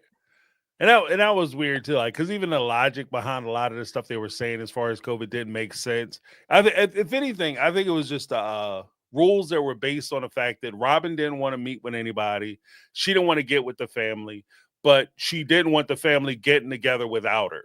So she came up with these dumbass rules that everybody had to stay separate, and Cody could be the only one to go between everybody because, like, for instance, if Truly was sick and he went over there and hugged Truly, and then you go hop your happy ass in the car with your kids and Solomon, Ari, and Robyn and her kids, and you get in the car with them, you done made everybody else in the car sick. What are you doing? Like, what?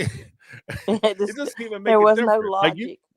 There's no logic Solomon there could have at went over there all. and hugged his sister, because she's leaving, and Ari could have did it. It would have made a difference.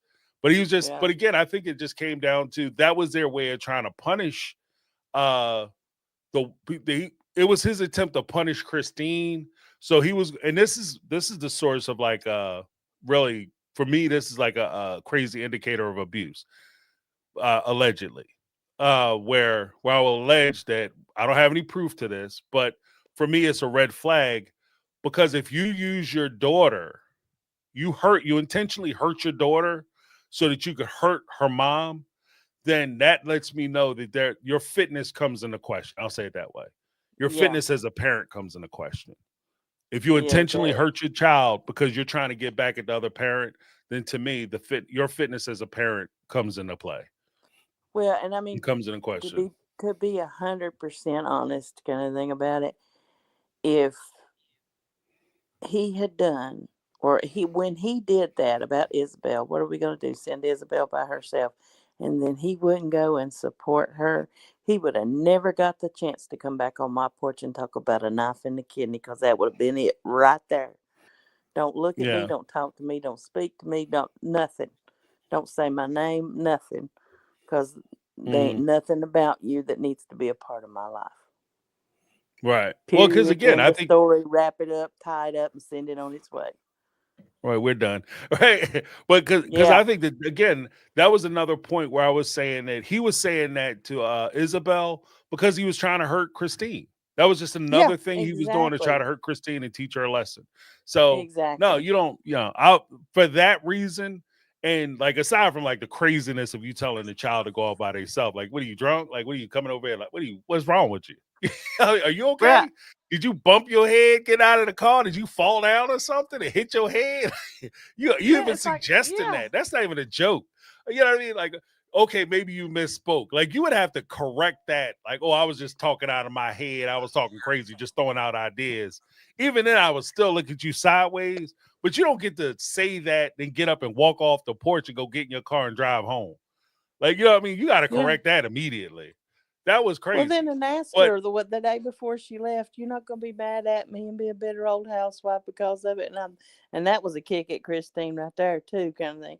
mm, But and I'm just like, dude, well, And then later on, it's that I don't know what's caused the problem between me and Isabel. Well, the rest of us do. Why don't you ask right, somebody? Yeah, ask right. somebody. Go ahead. I mean, no, Well, I mean, you're especially gonna have those problems. if you refuse to go to Isabel's surgery and then she watch you go to somebody, because not only did she hear, like she heard about the wedding, but then she got to watch it on TV. And this is one of the trappings of being on a reality show, is Oh that yeah. it's one thing for you to do the wrong thing and your person you offend hear about it. It's another thing they get to watch it repeatedly on a show. You know what I mean? They get to Right. watch you do it. Okay, I heard he went to the wedding, but they were probably masked up. They were probably social distancing. They probably got tests. They probably were keeping space and making sure everybody was safe. Hmm. No, you watch him running around, dancing and kicking his Skipping heels his up, happy ass down through there. Yep. right? Skipping his happy ass Holding down through people's there dancing. hands and you Yes. know, Hmm. oh no, no, no, no. Grabbing a hold of people, complete strangers, and just dancing with Right. them. And I'm like, dude, the way he acts, kind of thing. It's a wonder he ain't called everything from this, from A to Z. Hmm.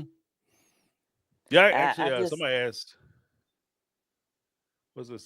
Did Mary have COVID-19? Cody wanted her to visit since she was following Robyn's crazy rules, but she still told him no. Yeah, Mary. I think Mary and Christine were the only two that didn't get it. yeah, Mary, Christine, yeah, I in think their so house, too. they didn't get it. Yeah, Yeah, Janelle, yeah. she caught it, and I think the boys caught it. But Christine and Mary, they didn't get it.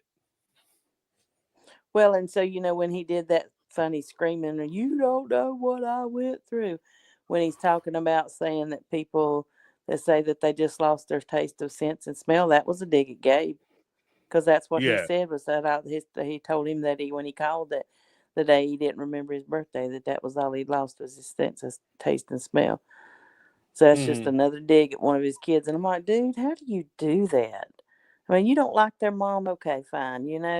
Let's be cordial enough for the kids so they don't have to listen to it. But you deal, okay? But don't do that to your kids. You'll answer for that one, I promise you. Right. Right. You'll answer for it.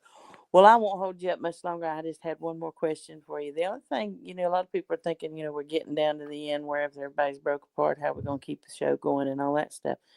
One thing that I could see happening is if they get into the stuff with about Big G and they go Hmm. through that part of it, if they tell whatever it was, and I'm thinking it's probably something significant that caused Right. McKelty to turn away, that right there might lead us into at least one more season, if not two. Yeah. Because Yeah. it's got to Yeah. be something big.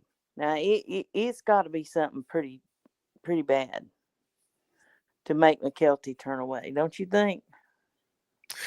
Well, if it's what I heard, like that's pretty bad. Like what I heard was him and Robyn were asking about uh Big G's house, like and who, like the money and things like that, the equity, who that was going to go to, and was Cody going to get his share of the house?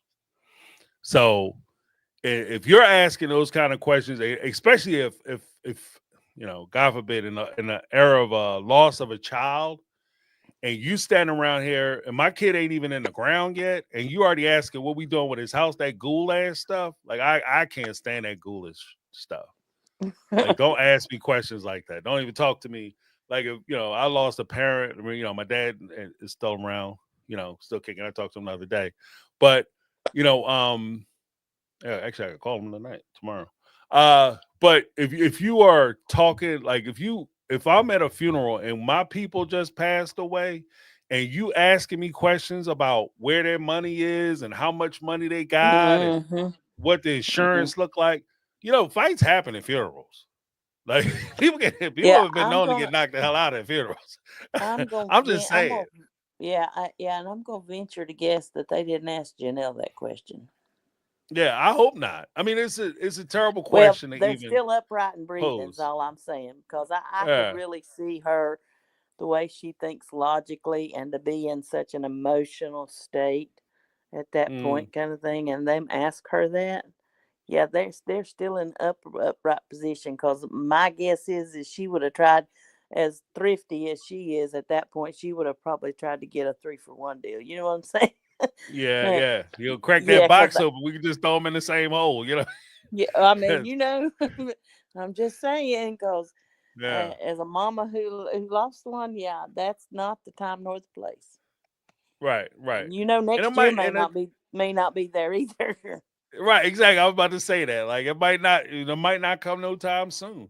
And at some Exactly. points, like I'm gonna keep it all the way in stack. If I say this now, if you don't mess with me when I'm above the dirt, don't come asking for my stuff when I go below the dirt. Like when if you don't talk to me and deal with me, and you're not worried about my presence and keeping me Mm-hmm. around and active in your life when I'm around, don't ask about my stuff when I'm gone. You didn't want to be around me. Why you want to be around my stuff? My Yeah. money or things that I work my life for. You know what I mean? Why do you want that stuff? It's not like you want it because it reminds you of me. Because when I was here, you didn't want to spend any time with me. So Right. why do you want to Right. spend time with my stuff or get the benefit of my stuff? Like miss me with that. So like I just don't like that. Like I don't like I've had family members that go crazy over over property and things like that when people go. And that's the most Yeah. disgusting thing in the world. It's a disgusting thing to fight over and argue over, but it's even Mm-hmm. more ridiculous to me if especially somebody as close to you as a child and that's what you were like I don't get too crazy with it, but you brought your happy ass down here to ask about that and Yep. today of all damn days, today is the day you want to talk about that? Like, are you trying to leave here naked? Like, are you crazy? Because I will strip your ass down in there. Like, you better stop. Let's stop playing with me. Like, Yeah, and there will it be wouldn't some take problems. much Oh, you got for, me stuttering.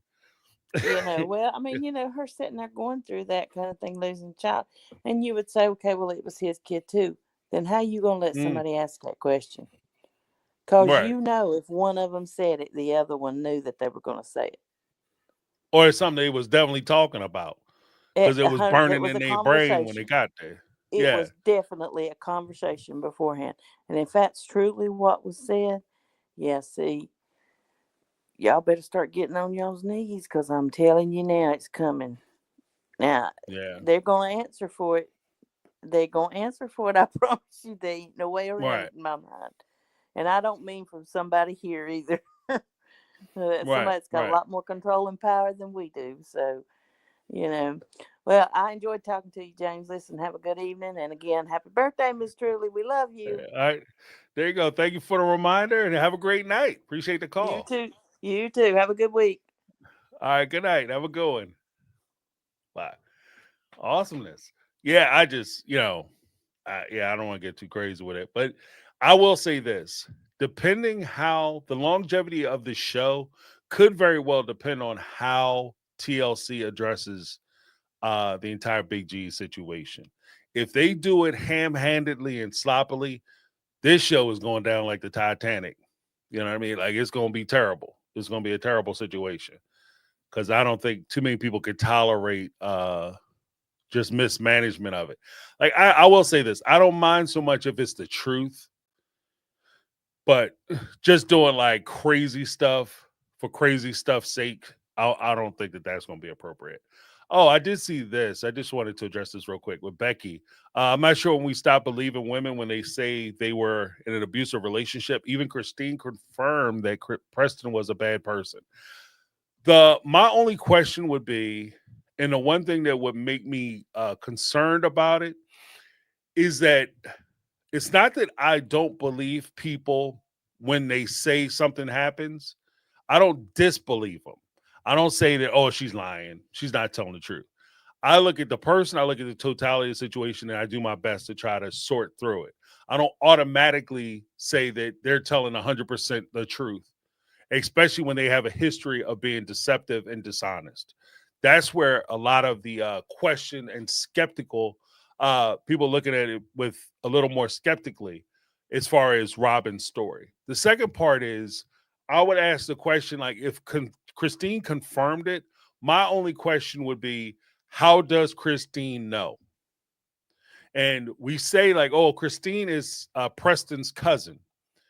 That's true, but their families have so many kids, they might not know their nieces and nephews, much less like their cousins, like third or fourth cousins. Like in some of these places, the Kingstons, they marry their damn cousins. So it's not really like, I don't know how much of an inside track Christine would have had with regard to Robyn and her relationship with her ex-husband, particularly since there's no indication that Christine knew who Robyn was prior to Cody and Mary bringing Robyn into the family and presenting Robyn to the family. So is she hearing about her relationship with Preston, Robyn's relationship with Preston from Robyn? Or is she hearing about Preston from somebody else or some independent knowledge? That would be my question. One. Two, with regard to that, we also have to keep in mind that the same person who said that Preston was a terrible person, he was super oppressive, is also now saying that Christine was a terrible person, she was super repressive, and she and her kids abused Robyn and her kids.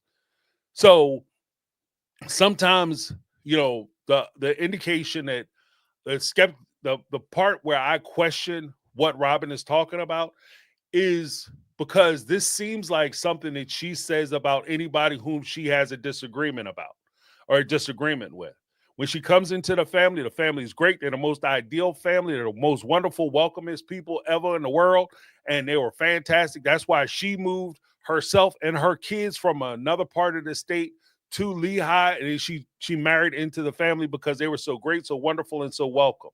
Then when Christine leaves the family, all of a sudden Christine never loved her. She always talked trash about her. She would always run down not only Robyn, but the other wives, because I do have that clip where Robyn was basically telling Mary that she was talking trash on me, and she talks trash on Cody, saying that she never loved him and she abused him and she mistreated him and she did terrible things to Cody and messed his mind up. That's why he's acting the way he is, because Christine was such a horrible person. And she not only talked about me and Cody, but she also talked about you and Janelle, Mary. So you should hate her too. So when you see that pattern in somebody, that's when I start to question the veracity of their story and the veracity of their claims when they point their fingers at somebody. When I hear them on the phone, not saying to Preston or Robyn's ex-husband, I don't want you to see the kids because you know what you did to them. You know how you made them feel. You know how you treated them. That's why I don't want you around the kids. That's why I want to take away your rights and give them to Cody because he's a better parent and will do good for the kids. That's not what she said. She said, if you don't give me the kids, then I'm going to take you to court and I'm going to financially ruin you. She didn't say I'm taking the kids or I'm getting the kids away from you because you mistreated me and the kids. She said, I want the kids to be adopted by him and brought into the family. And if you don't do what I want you to do, I'm going to financially ruin you. That's why I question Robyn's story, if that makes sense. But I mean, I could be wrong. I saw a super chat. Let me give it the super chat. We can close it out for the evening. All right, we have Carmel Cuties with the $20 super chat. Janelle won the court case regarding Big G's house. I'm wondering if Cody, right? Y'all need to check on your boy Cody. Go check on him. Because he probably did tear that garage the hell up. Maybe that's why they had to move out of the McMansion. Because he was tearing that damn house up. What do you mean she gets everything? This is ridiculous. I'm the father. I get half of everything. My name should be on it. Right. Carl Keys, Janelle won the court case regarding Big G's house. I am wondering if Cody was trying to fight Janelle for it. Right. Even after not being in Big G's life for all that time. It's ridiculous and a slap in the damn face to Janelle. Yeah. Yeah. The fact that she had to go to well, I mean, there is, let me give you a little something.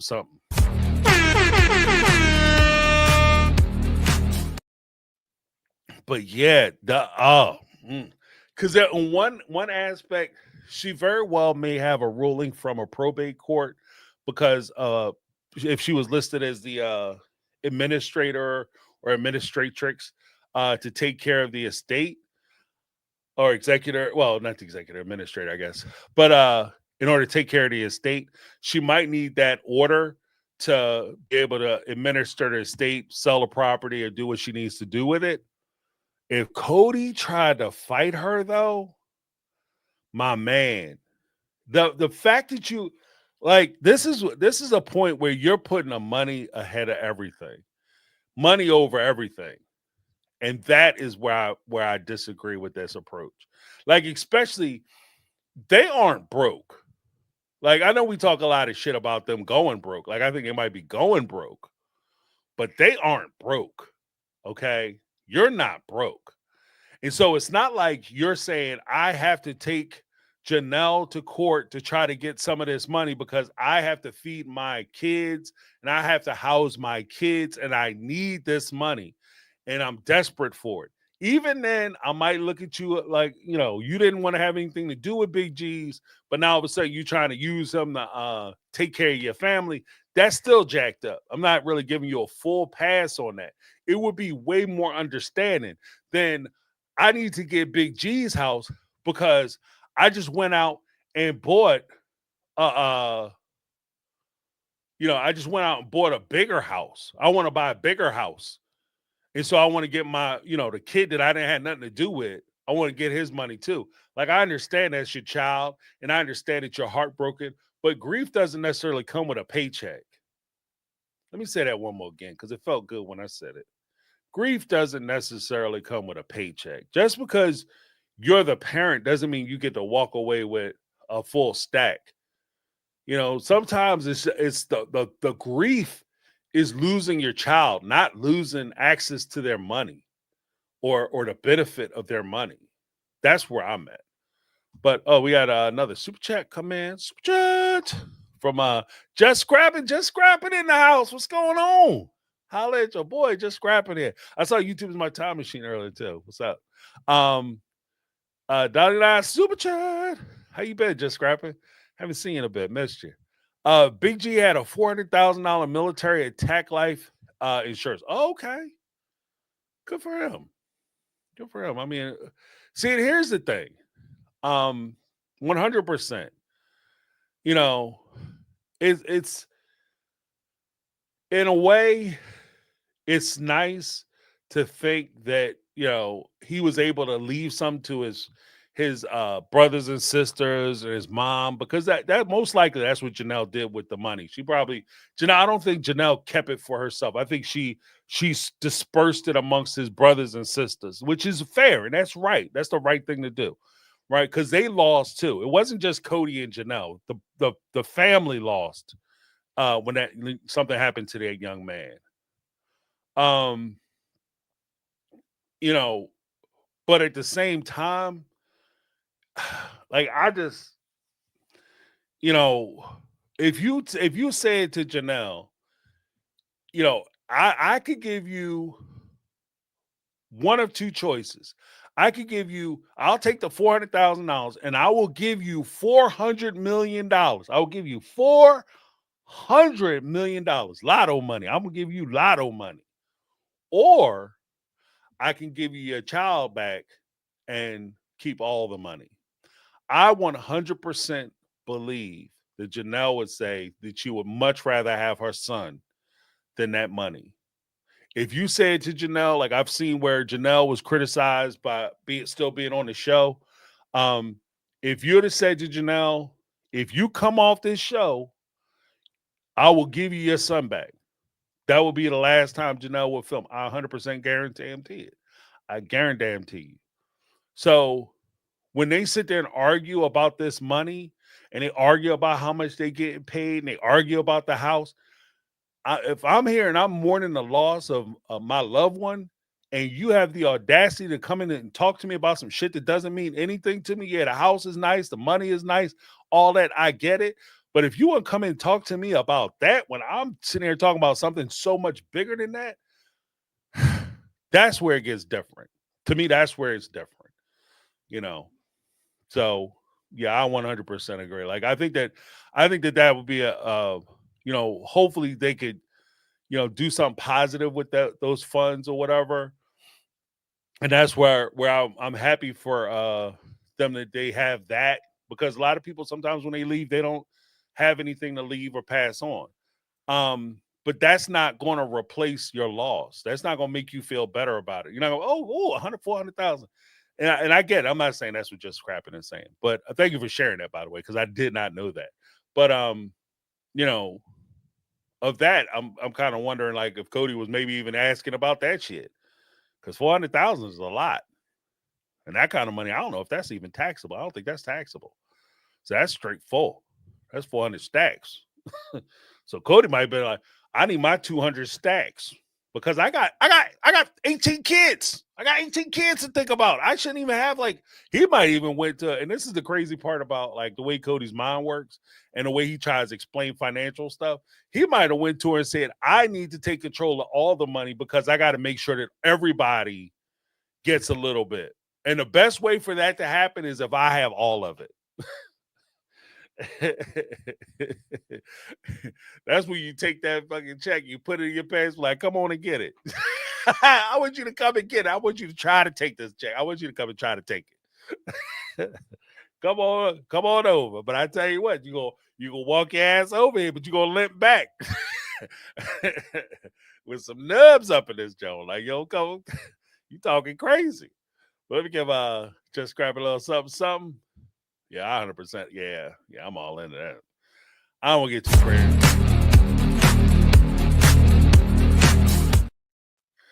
Yeah, that kind of hits me a little different. That hits me a little different because I know how stupid people can get over like money. And as far as I'm concerned, and this is my perspective, and people may differ in opinion, but my perspective, like that money, that $400,000, Gabe's house, Garrison's house, you know what I mean? That's not your money. Okay. Like you might have some legal claim on, that's not your money. So for you to sit there and argue, fuss and fight, bust the family up over some money that ain't yours, that shows me what you're working with. You know what I mean? That you're a low caliber, low character individual. If you want to bust your family up and stop talking to your kids because you trying to go in there, fight and scrap and argue over some money, some baubles, especially when you stand over top of a casket with your child in it. Like you're a fucking horrible person at that point. Like, pardon my French, but just real talk. Like you're dog water. You know what I mean? Not even dog water. You goat ass at that point. Like you're a goat ass person. Just scrapping again with the $9.99 super chat. Sorry, autocorrect is my enemy to type in LOL. You know what? Just scrapping. We share the same enemy. Because I too am a rival to the autocorrect. I can't tell you. That's why I'll be nervous. But I got to reread some of my text messages and stuff because my hands are so big that I'll be texting on them little cutie typing in a text thing. My senses be jacked up. They be like, oh, this dude must be hurt. He's misspelling words like a son bitch. Like, yeah, it's terrible. It's terrible. My mortal enemy. That's why I don't send off important stuff via text. Because I'll be agreeing to stuff I don't agree with and saying wild shit. What is going on, James? They were like, this dude's a super freak. You know, but yeah. Don't let it get you down. It gets me too. I'll just say it that way. I'll believe it that because this conversation is about to get crazy. Just scrap it in the house though.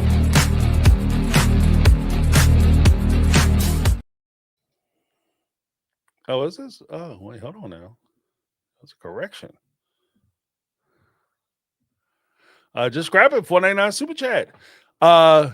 It's actually 500,000 now for military guards, as he was still in the guard or reserve. So that's $500,000. Yeah. Cody was probably losing his mind and shit. I know he tore his house up. Plus, Garrison had a house. So Garrison very well may have left his mom like, 750,000. Oh, Cody was probably pissed. But at the same time, and this is the last thing I'll say, but at the same time, he was telling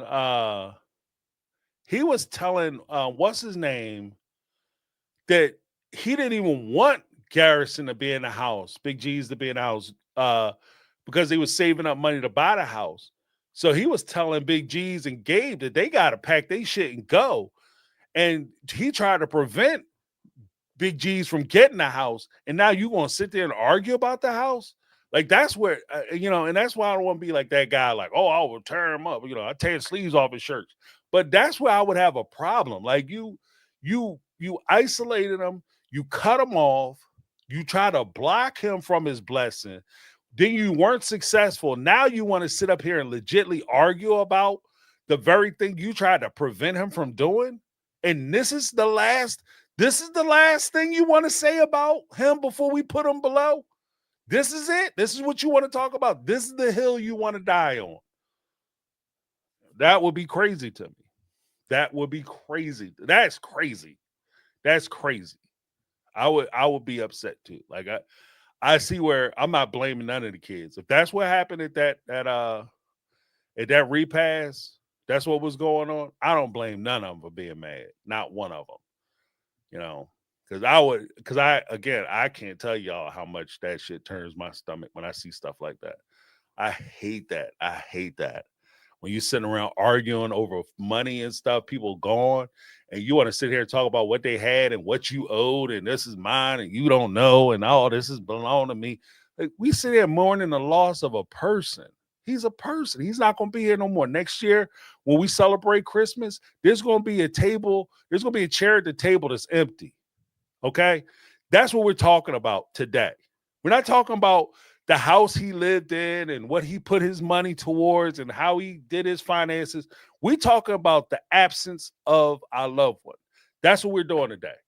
And that at that point, you can get on or you can get the hell off. You know what I mean? Either we here for the right reasons or you can go. Y'all can get in your car and you can drive your ass up out of here. Because what's not going to happen, not today, Satan. That's the whole thing. Not today, Satan. Nope. You are not going to get me out in here acting a fool. Because, that just hits me the wrong way. But thank you so much, Just Scrapping. I appreciate you letting me know. Because I had no idea that he had an insurance policy. Thank you so much.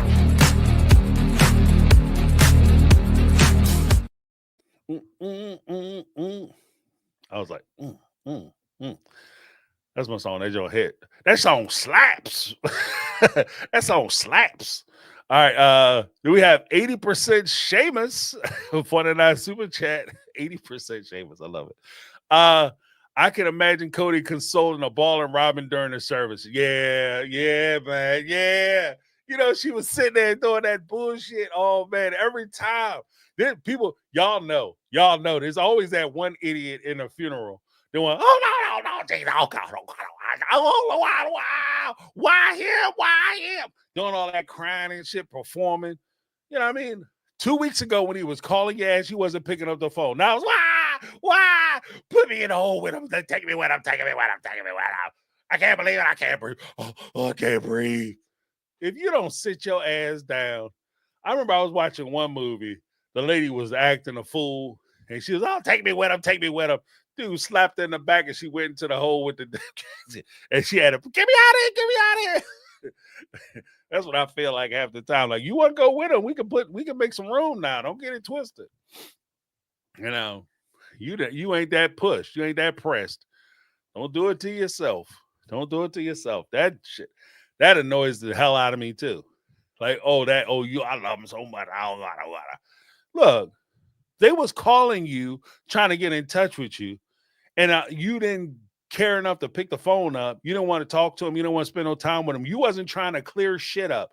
You wasn't trying to reach out to them, pull up on them and ask them no questions. You arguing over a house and whether you have ownership of that house, but you wouldn't carry your punk ass over there to just simply say to your son, hey son, we need to talk. This is stupid. We need to put this behind us. Whatever is going on, we need to, have it out. Get it over with so we can all get back together as a family. You didn't know where his house was then. You didn't know where it was then. You don't care about going to see it then. But all of a sudden, he's not here no more. And you want to take, not only do you want to go to the house, but you want to own a damn house. Like, this is not how you build your real estate empire, dude, on the bodies of your dead children. Like, this is stupid. This is dumb as hell. And that's why I'm hoping and I'm praying that I heard that that's what was going on. But I hope I'm wrong. I hope that the conversations and the rumors are just that. They're just rumors. They're unfounded, and that's not what happened. I seriously do. Because to me, out of everything that they did, all the shenanigans, the chicanery, all the silly shit that they did, that would all be, I can't even express to you. That would be such small ball stuff. Even the stuff he did with Isabel. If he did that at Big G's funeral, at his funeral, that would be a damn bridge too far. You have now went from like, low level annoyance to like mega villain. Like, you are an evil son of a bitch. If you could have that conversation at your child's funeral, you understand? That's why I hope I'm wrong. But I can see them crying, and I can see Robyn crying over the money, and I'm not getting a cut. What about my kids? My kids love him too. They need some of that money because that way they know that that's what love is. And that's actually a sad commentary that if you think that, and the only way you can feel bad about losing somebody is if they gave you something, or to make you feel better, you have to inherit in order for you to feel like you actually did something with them. That would be terrible. But thank you so much. 80% Seamus love the name. That's awesome. 80% Seamus in the house.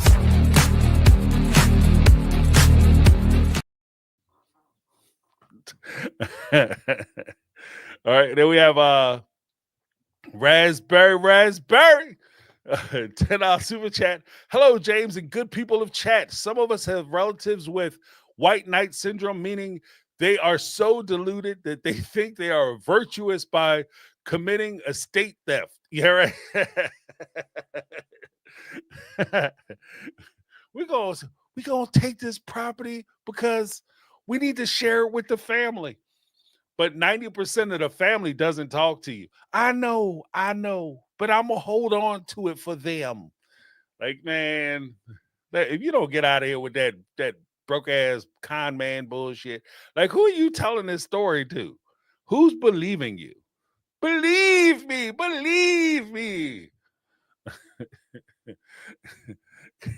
I'm gonna save you guys from the greed of trying to divide this property. If you give it to me, I'm the only one who's thinking logically and sensibly because I'm the man. And everybody knows that women think emotionally and men think logically. And that's why I should have all the money. That's the dumbest shit. If you don't sit your ass down. And that might be like that. I don't know. Like, all I'm saying is I've been in some of the situations where stupid stuff like this has happened. And that's my response. If you don't sit your ass down, we're going to have a serious problem. Sit your ass down. Today is not the day, and this is certainly not the place for us to have this conversation. Sit your ass down.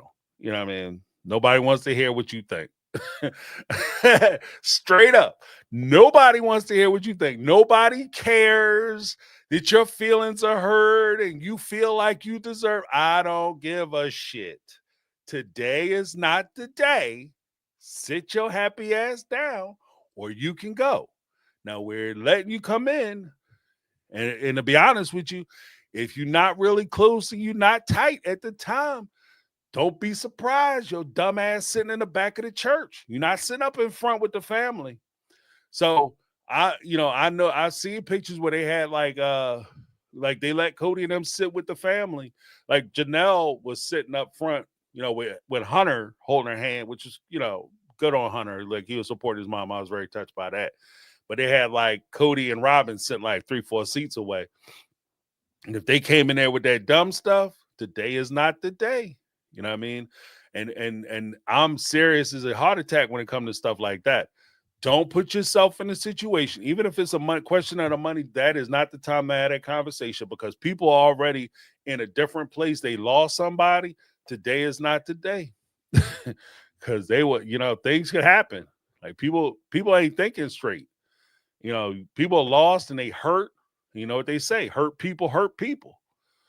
Sometimes hurt people hospitalize people. So you got to be very careful about what you say at funerals because you might not really give a shit. And maybe it's not a big deal to you and you can sit there and have a rational, reasonable conversation about stuff.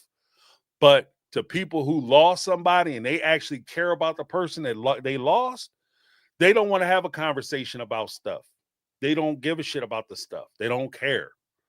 You know what I mean? Things could happen. You could catch some hot ones outside. You know what I mean? Catch a straight rocket to the dome if you hit the wrong one on the wrong day, because people don't be thinking straight. Like, especially when it comes to, look, parents and kids for sure. Especially kids. You know what I mean? You lose a child, today is not the damn day for us to sit here and talk about who getting the money. You know what I'm saying? I'm just saying, like, you get banged back broke up in this motherfucker. Like, you don't do that. Don't do that. I'm sorry. I'm just, it just hit me wrong. But thank you so much, Raspberry. Appreciate it.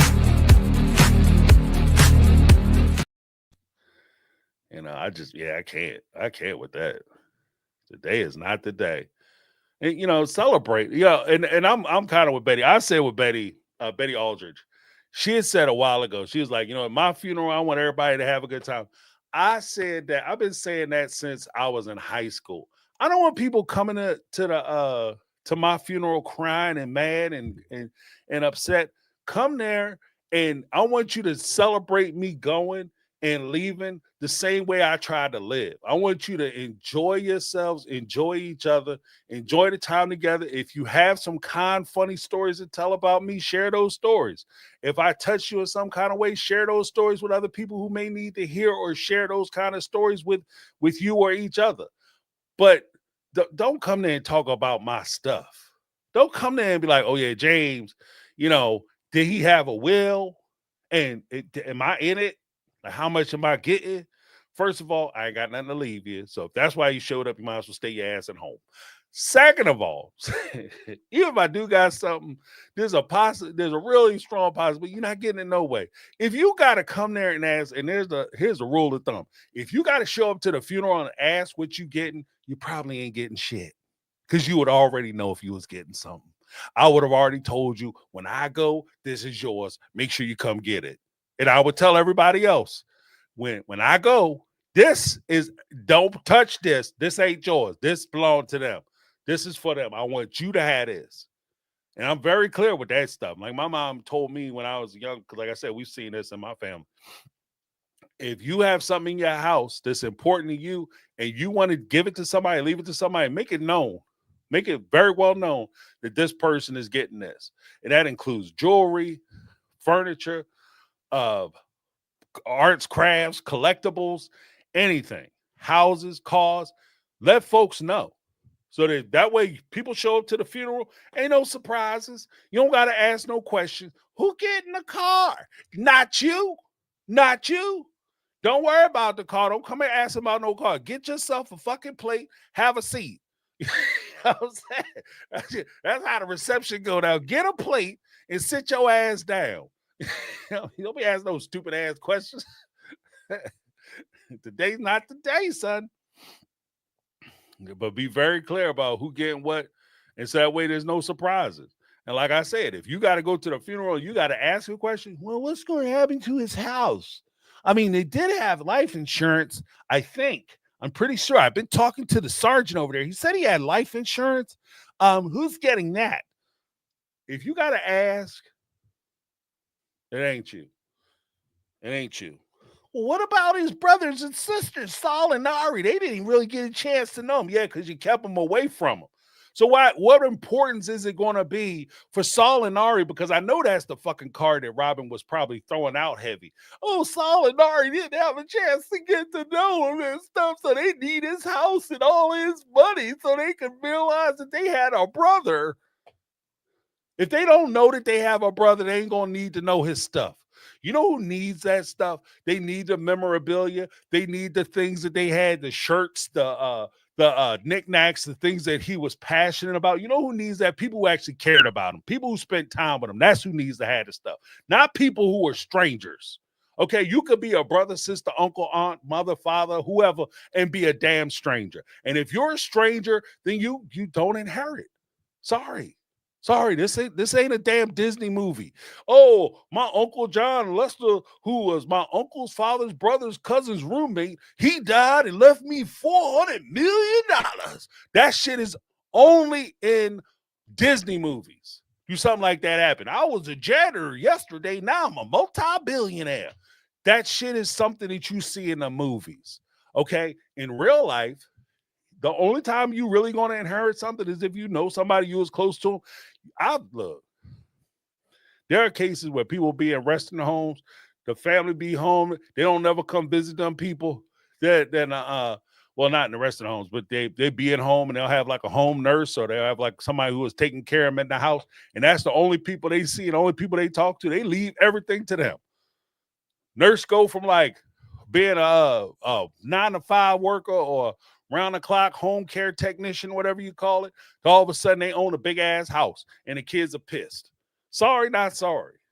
You know, if you ain't worried about them when they alive and kicking, don't worry about them when they stretched. Point blank. But we get this super chat from Sarah Coverdale with the $20 super chat. Thank you so much, Sarah Coverdale. I see you. Thank you. Appreciate it. No message, just the love. I appreciate it. Thank you so much. Let me give you a little something.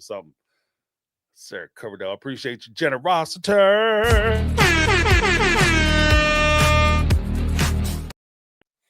Yeah, but that's just where I'm at, man. Like I don't know. I'm a lot of that stuff just hits me wrong. Yeah, and I hope I'm wrong about a lot of it, but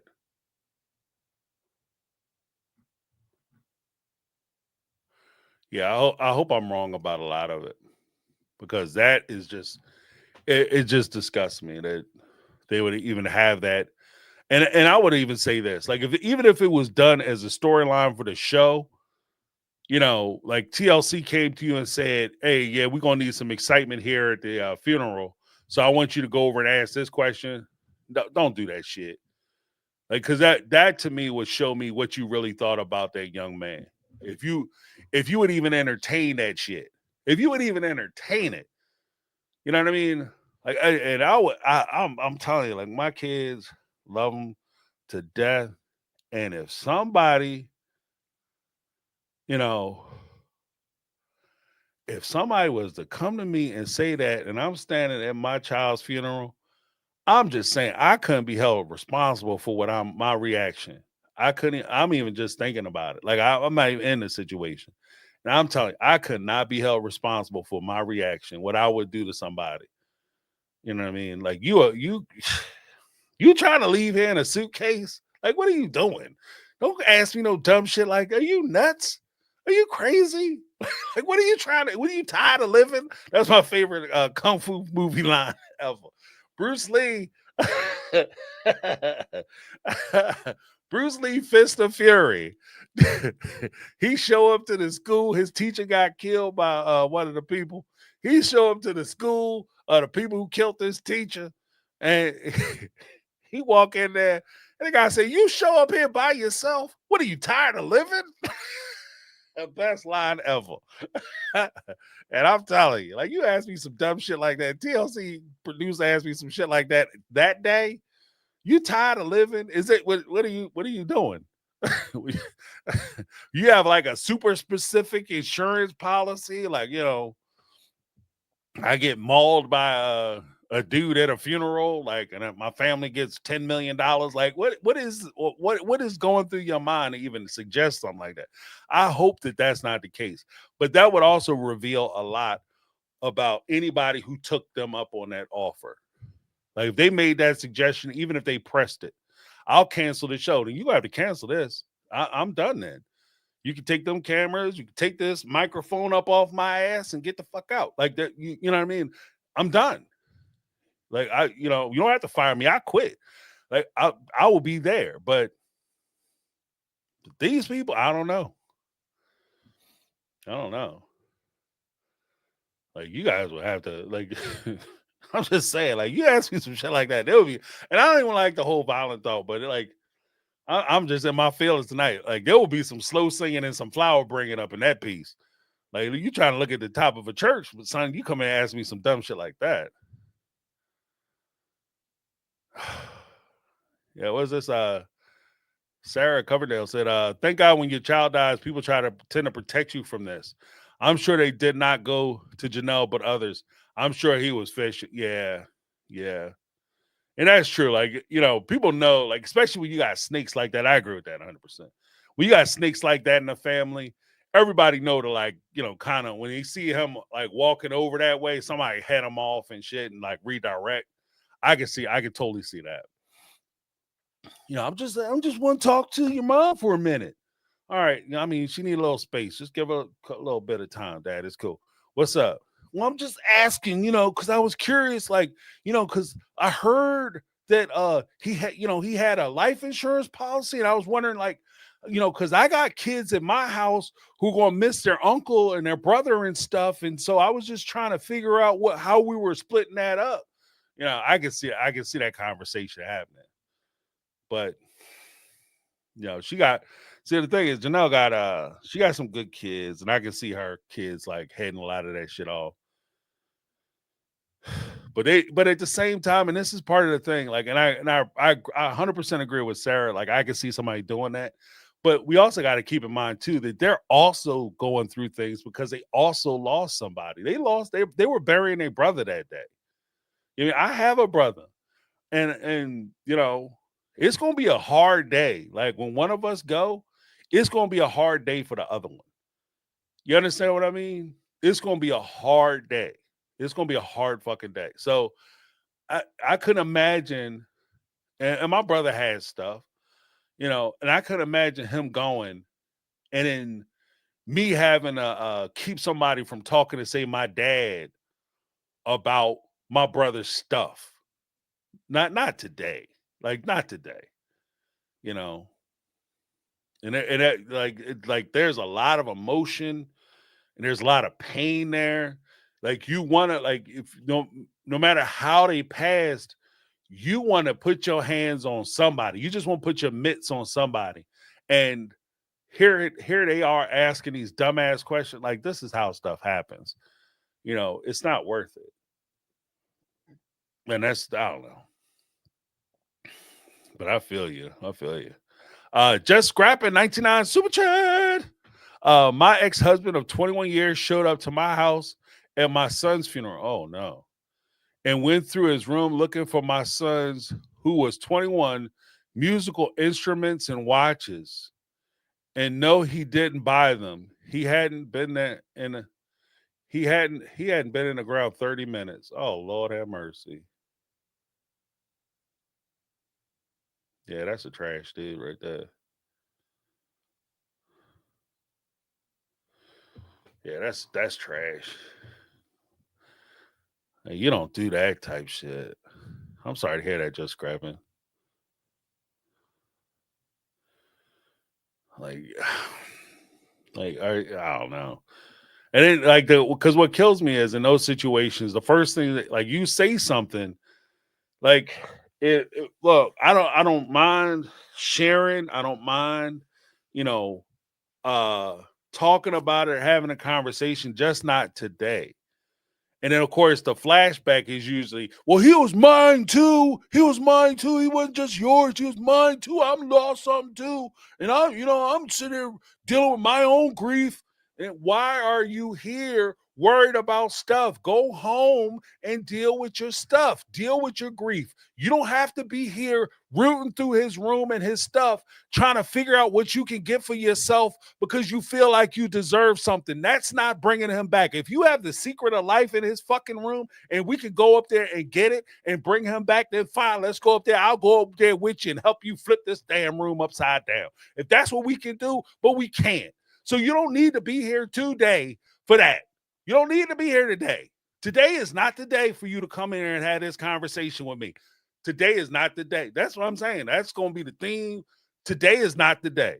Okay. And tomorrow might not be the day either, but today definitely isn't the day. And 30 minutes ago, you know what I mean? I'm sitting there, just don't fuck around. Just because I'm putting on the brave, strong face, don't think for a minute that underneath all this calm, there's not a raging storm that's ready to tear something to pieces. You know what I mean? And that's one of the weird things that when people pass, like I remember when my mom passed, you know, like I'm trying to be good for my dad. I'm there for my dad. I'm there for my brother. I'm there for my family. And I didn't feel like I could grieve properly. And so if somebody would have came in there and said some stupid shit to me today isn't the damn day. My mom been gone for a bit, right? Today isn't the day. All right. So I could even imagine, one of my kids, and then 30 minutes later, you in there looking for some stuff. Yeah. Yeah. I couldn't even imagine. I'm sorry. One, I'm sorry that your baby passed away. I'm sorry to hear that.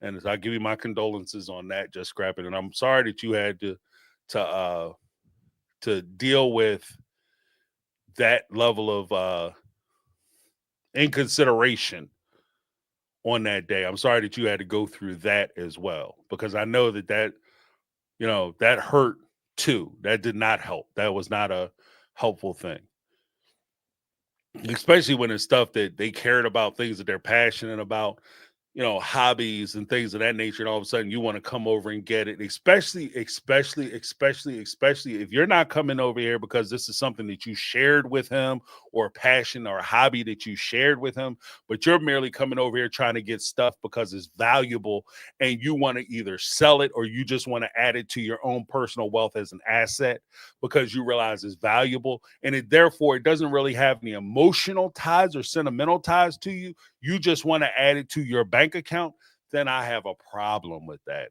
And again, either way, today is not the day.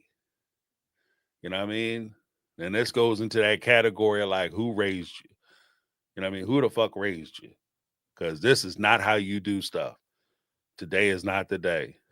Let me give you a little something, just scrapping. Again, I'm sorry that you had to go through that. I'm sorry that your child passed away.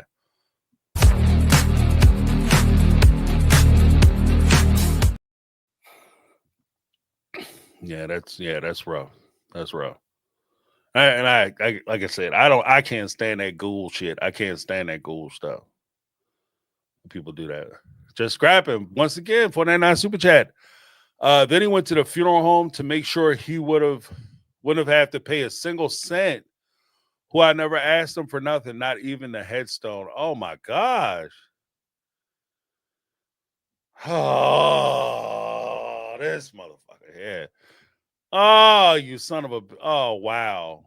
Oh, wow. Just scrapping. Holy crap.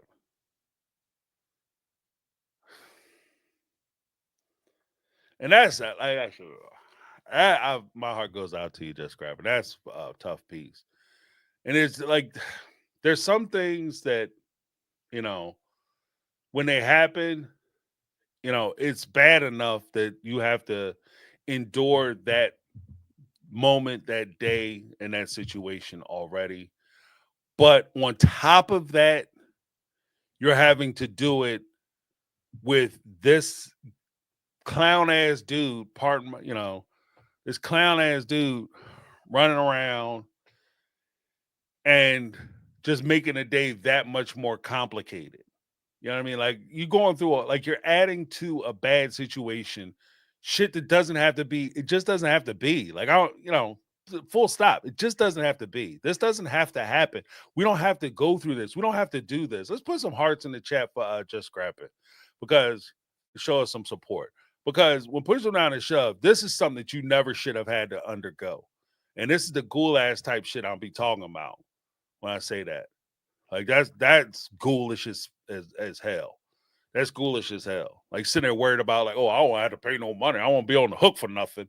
But you sat your ass here, want to sit in the front fucking row. You want to sit there. You want to get up and make a speech. And you want to talk about how you this and you that and how much he meant to you and what was going on and why it was so important for you to be here and how much, blah, blah, blah. And what y'all used to do when you was kids. You want to partake in everything. You sure as fuck had enough food. Every time I turn around, your ass up at the buffet, getting something, throwing something on your plate. Then by the time we get done, I see you walking out of here with a freaking to-go platter. You know what I mean? And then you want to come over to the house and you want to fucking rummage your room. Like, today is not the damn day. Oh, I want to make sure I ain't paying.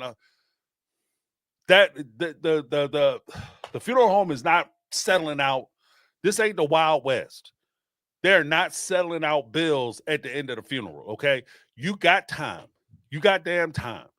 If that's a concern or a question, you got plenty of time. They should, like, half the time when somebody passed, you're not even putting a damn stone on it anyway, because the ground got to settle before you even put any dirt on it. Well, before they put any stones on top. So before they put a marker up. So it's not like you running down right away, like, oh, let me put like 10 G's on a damn stone. I want to get that marble. Like, no. Stop that. You know what I mean? Don't do that. Don't do that. I say, who the fuck raised you? Like, stop that. Like, today is not the day. Like, you have no sympathy for anybody else. You have no consideration for anybody else. You're not the only person who lost today. And that's one of the weird things, even with Big G's. Like, Cody wasn't the only one who lost. Yeah, oh, my feelings hurt. I feel my feelings. Yeah, but there are other people who lost. Janelle lost. Christine lost. Mary lost. You know what I mean? These people raised him since he was a little kid. The brothers and sisters were around him every day. Logan getting up in the morning, 6 o'clock in the morning so he could get up and make them breakfast every day. He lost. And that's the thing. Like, one of the weird things, sometimes, like, I find myself in a weird place sometimes with humanity, because I think people can be the most compassionate, loving, caring people. And we have that in our species as human beings. But then at the same time, like, we just got some shit people. Like, you just got some crazy folks who don't care about nobody else. They don't care what anybody else is going through. They're not concerned about how how their actions may affect somebody else, as long as they get what they want before somebody else can get it, because they're trying to secure their little end of the world, because that's the most important thing to them. That's the only thing they're worried about. Like, today is not the day. That was not the day for you to sit there and worry about any of that stuff.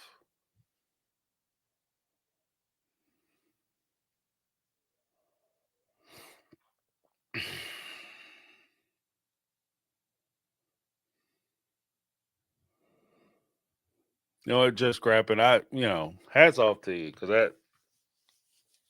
that was a hard day. That sounds like a hard day. And hopefully you have people around you that could give you support. And I certainly want to support you here. Because you shouldn't have had to go through that. And that's the part that, like, the same thing. If that did happen to Janelle, she shouldn't have had to go through that. Not ever, really. I only say that day. You should never have to go through that, because you're trying to, when you have that kind of loss, you're not just dealing with it. That's not a one and done loss day. Like, that's not, okay, yeah, I lost this person Wednesday, cry on Thursday, Friday, go down to the funeral home, bury him on Saturday, back out in the world on Sunday, done data is all over. You know what I mean? Like, with with any significant loss, parent, child, cousin, uncle, aunt, whatever, somebody you were close to, friends, you lose them, and you'll be fine. Like, like there, I think about my mom every day, like for sure, multiple times a day usually. But sometimes you laugh, sometimes you feel like crying, sometimes you feel like screaming. Like, so, and no matter how much time passed, no matter what how much distance you put between the event and today, you know, every day is different. Every time is different. You could be sitting there listening to a song and then it reminds you of something. You could walk into a room and it reminds you of something else. You go to a park or a place you guys used to go, or you see something that that person would like, and you would love to be able to pick up the phone, call them, and share that moment with them, but you can't. And then it's fresh again. So like even then, like I know Just Scrapping was saying it was like 8 years ago, but I recognize the fact that 8 years ago, 2 years ago, 2 days ago, like every day you're going to think about it different. Just when you think you over it, you pull back into it. Just when you think you're past it, you right back in it. Like it kind of is what it is. But like I said, it does, like those types of memories on that day are things that you shouldn't have, and it's not only unnecessary, but it's unwarranted, and it's just downright wrong. Like you shouldn't have to. That shouldn't be part of your memory bank of that day. It just shouldn't be. Like I said, especially arguing over stuff. Like I like stuff. I know it sounds like I don't like money and I don't like stuff. I do. I do. I like money. I like stuff. I wish I had more of it. You know what I mean?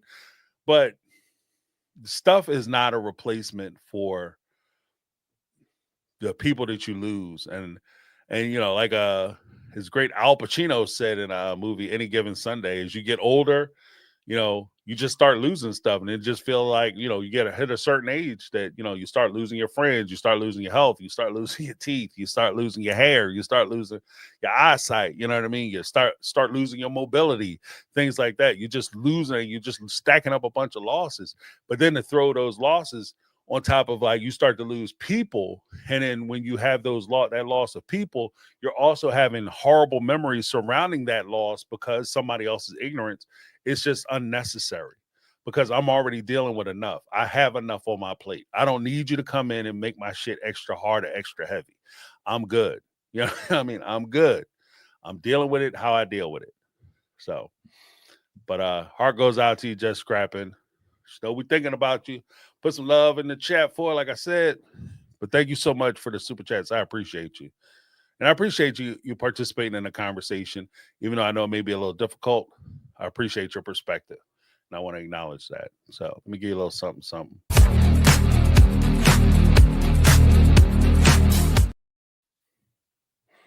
Oh, Just Scrapping, add one more. What's this? Just Scrapping, $49 super chat. It's the parenting, mothering, how do you stop being a mom, but then can you be a mom to someone you can't check on anymore? It's crushing every day. Yeah, I can understand that. I see what you're saying.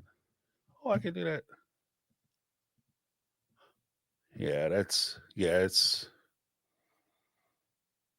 Yeah, well, you know what? I'm gonna say this. I don't know how many children you have, but once you have a child and you're a mom, you're always a mom.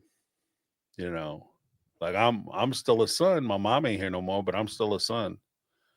You know, and the weird thing about it, and I hope I don't mess this up, but the weird thing about it is that when people pass, it's you that carry them. You carry them around. So even though they're not here anymore in a physical form, you still carry them around with you. So wherever you go, they go. As long as you're here and you remember them and you carry that heart with you, then they're always here. They're always with you. And you are always what you are to that person. So you'll always be a mom because you're always going to carry them around with you. No matter where you go, what you do, you're always going to have them with you. And I don't know if that makes sense, and hopefully it gives you something, but that's kind of how I feel about it. You know what I mean?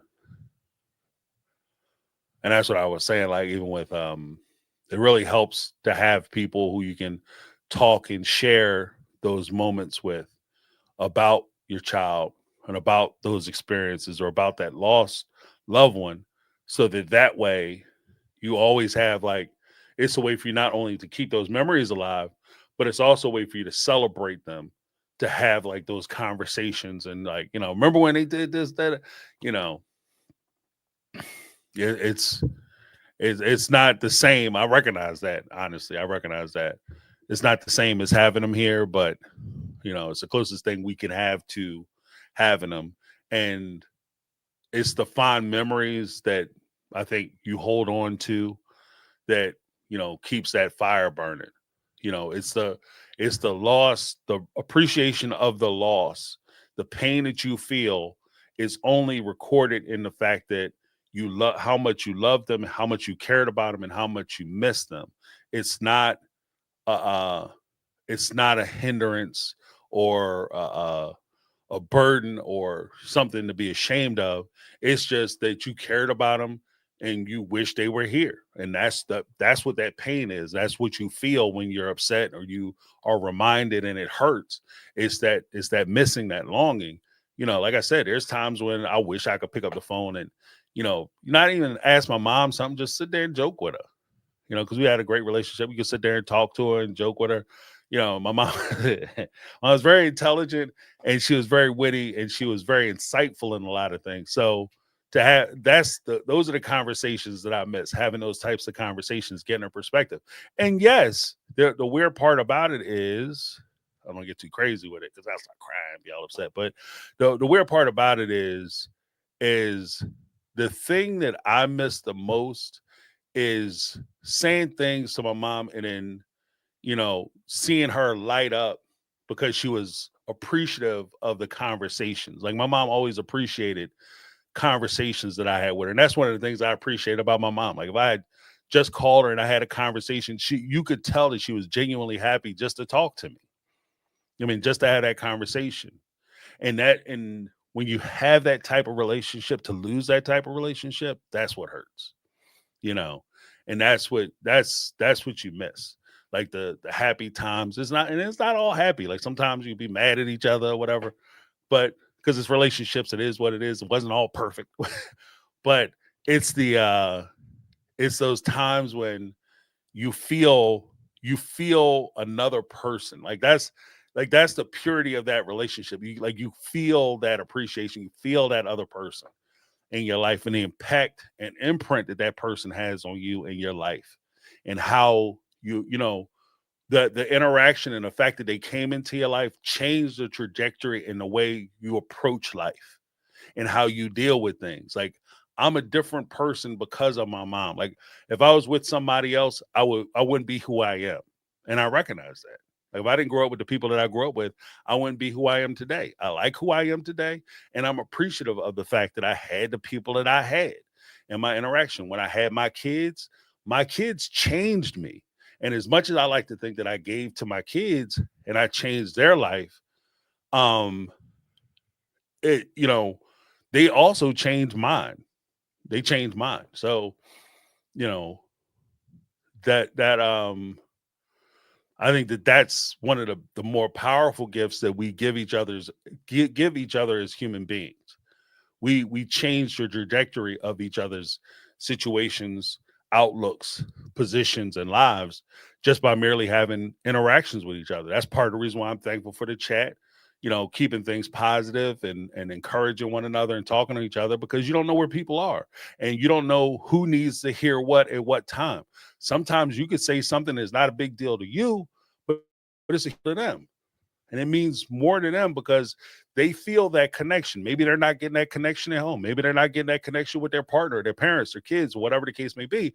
But they come on for, maybe 2.5 hours or so, or 3 hours, or in the chat on one of the videos, and they're feeling the connection that maybe they don't have or they lack in their life. You never know where people are in their situation. Some people walk around smiling like fools, but inside their heart is breaking, you know? So it's just things like that. But yeah. I feel for you just scrapping. I recognize it. I recognize the pain, but you know. But thank you so much. I appreciate it. Let me give you a little something.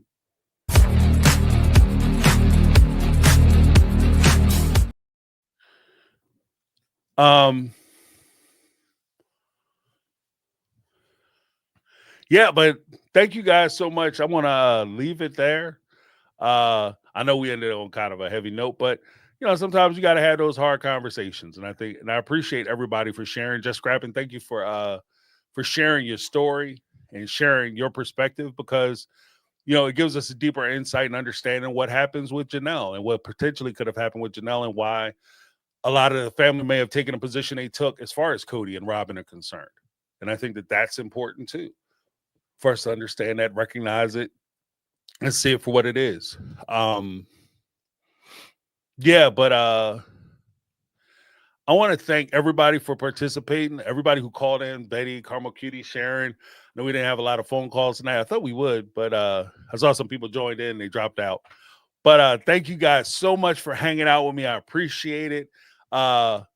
Again, check out for the Monday morning motivations. Oh, before we go, I did figure something out. I am going to, let me see if I can do it today. Hold on one second. Let me just make sure I can do it before I say I'm going to do it.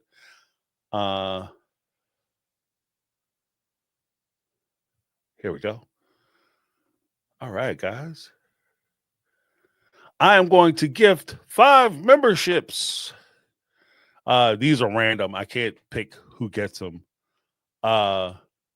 So I hope you guys enjoy the memberships. Again, I will be dropping the Monday morning motivations. You'll be able to participate in those. I might even try to squeeze in maybe like some members chats or whatever too, especially as the membership grows. But make sure you check those out. Hey, local art switch. What's going on? Yeah, so I'm gonna gift those now. And all right. Gifted 5 memberships. I didn't realize I could do that. Somebody went to some YouTube folks. I was talking to them, and they told me that I could do it because I was asking about how to do it or whatever. So just gifted those memberships. Let's see. So hopefully you guys are able to take part and enjoy the memberships. Okay. Tracy's Fractured History. Yay. Welcome to the club. Kevin Ferran, yeah, welcome to the club. Vika, welcome to the club. Lisa, Dispatcher Badass Smith, welcome to the club. Donna Thompson, welcome to the club. Awesome. Yeah, I just figured that out. Like, so they give us so many to be able to gift per month, and I will be gifting. I'm going to empty my caches every month so that more people can participate if you choose to participate. And just as far as the memberships are concerned, guys, I appreciate your support, and thank you so much for joining. And I'll talk softly in case my wife hear me talking shit. But yeah, if you guys are interested in joining, I only want you to join the memberships if you can afford it. I don't want anybody to go through any like hardships to try to join the memberships. That's why I try to make it like a premiere for members, and I try to open it up for the general public as best I can for a lot of the content that I put out, because I don't want anybody to feel left out. I don't want people to feel like you have to sacrifice to do it. I just want you to do it if you feel like you're comfortable enough where you can do it. Because I care about you. I don't want you to put yourself out, So, but I appreciate everybody who supports the channel, watching the videos, sharing the videos, liking the videos and stuff. Thank you so much. I couldn't be more humbled by the fact that people actually sit and listen to me talking and listen to my perspective. I appreciate you guys, and I thank you. Before we go, let me give a huge shout out to the Mega Mods. I saw Carmel Cuties in the house. I thought I saw Lizzie B here like early on. I think she was like when we first started. I think she clicked in. I didn't see Brittany, not Brittany, but if she's here, thank you so much. If not, thank you so much. I appreciate you. Appreciate you guys coming in and holding play it down. So let me give you guys a little something. Everybody who called into the chat, most definitely everybody who supported the channel with some super chats. I appreciate your generosity. Thank you so much. Let me give you guys a little something.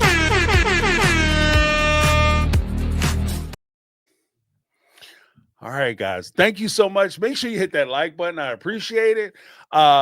Make sure you check out for tomorrow. I'll be dropping the Monday morning motivations. This week, I think I might go a little more in depth on the whole cheating as far as Cody is concerned. I got to come up with a video for Sister Wives. I'm going to have a 90-day video come out this week as well. So make sure you keep an eye open for those. And I'm going to be dropping a few videos before we get started for next Sunday, because I think it's important for a lot of the content creators, for us as a goal, to just make sure that we keep the record straight, especially as the Sister Wives and the Brown family enters into the second half of this 19th season. We want to make sure we keep the record straight, because you know there's going to be a lot of retelling, rehashing, reforming, and rescheduling, and that mind manipulation going on full strength from Cody and from Robyn. And we need to make sure we keep our heads on straight, to keep our eyes on the prize, because we're not going to sleep today. We watching both of them with both eyes, both the good eyes. You know what I mean? If we only have one good eye, we watch them with that one. So we're gonna hold it down on that front. But yeah, I want to thank everybody for coming in, participating. I want to thank you guys for keeping it cool in the chat. And once again, I appreciate you spending your time with me. Hopefully you guys had a good time. Hopefully, you know, we laughed a little, we talked a little, we understood a lot, and we enjoyed each other's companies. That's all that's important. Thank you guys so much for hanging out with me. That's my take. I'm James, and this has been my take on reality, and I'm out.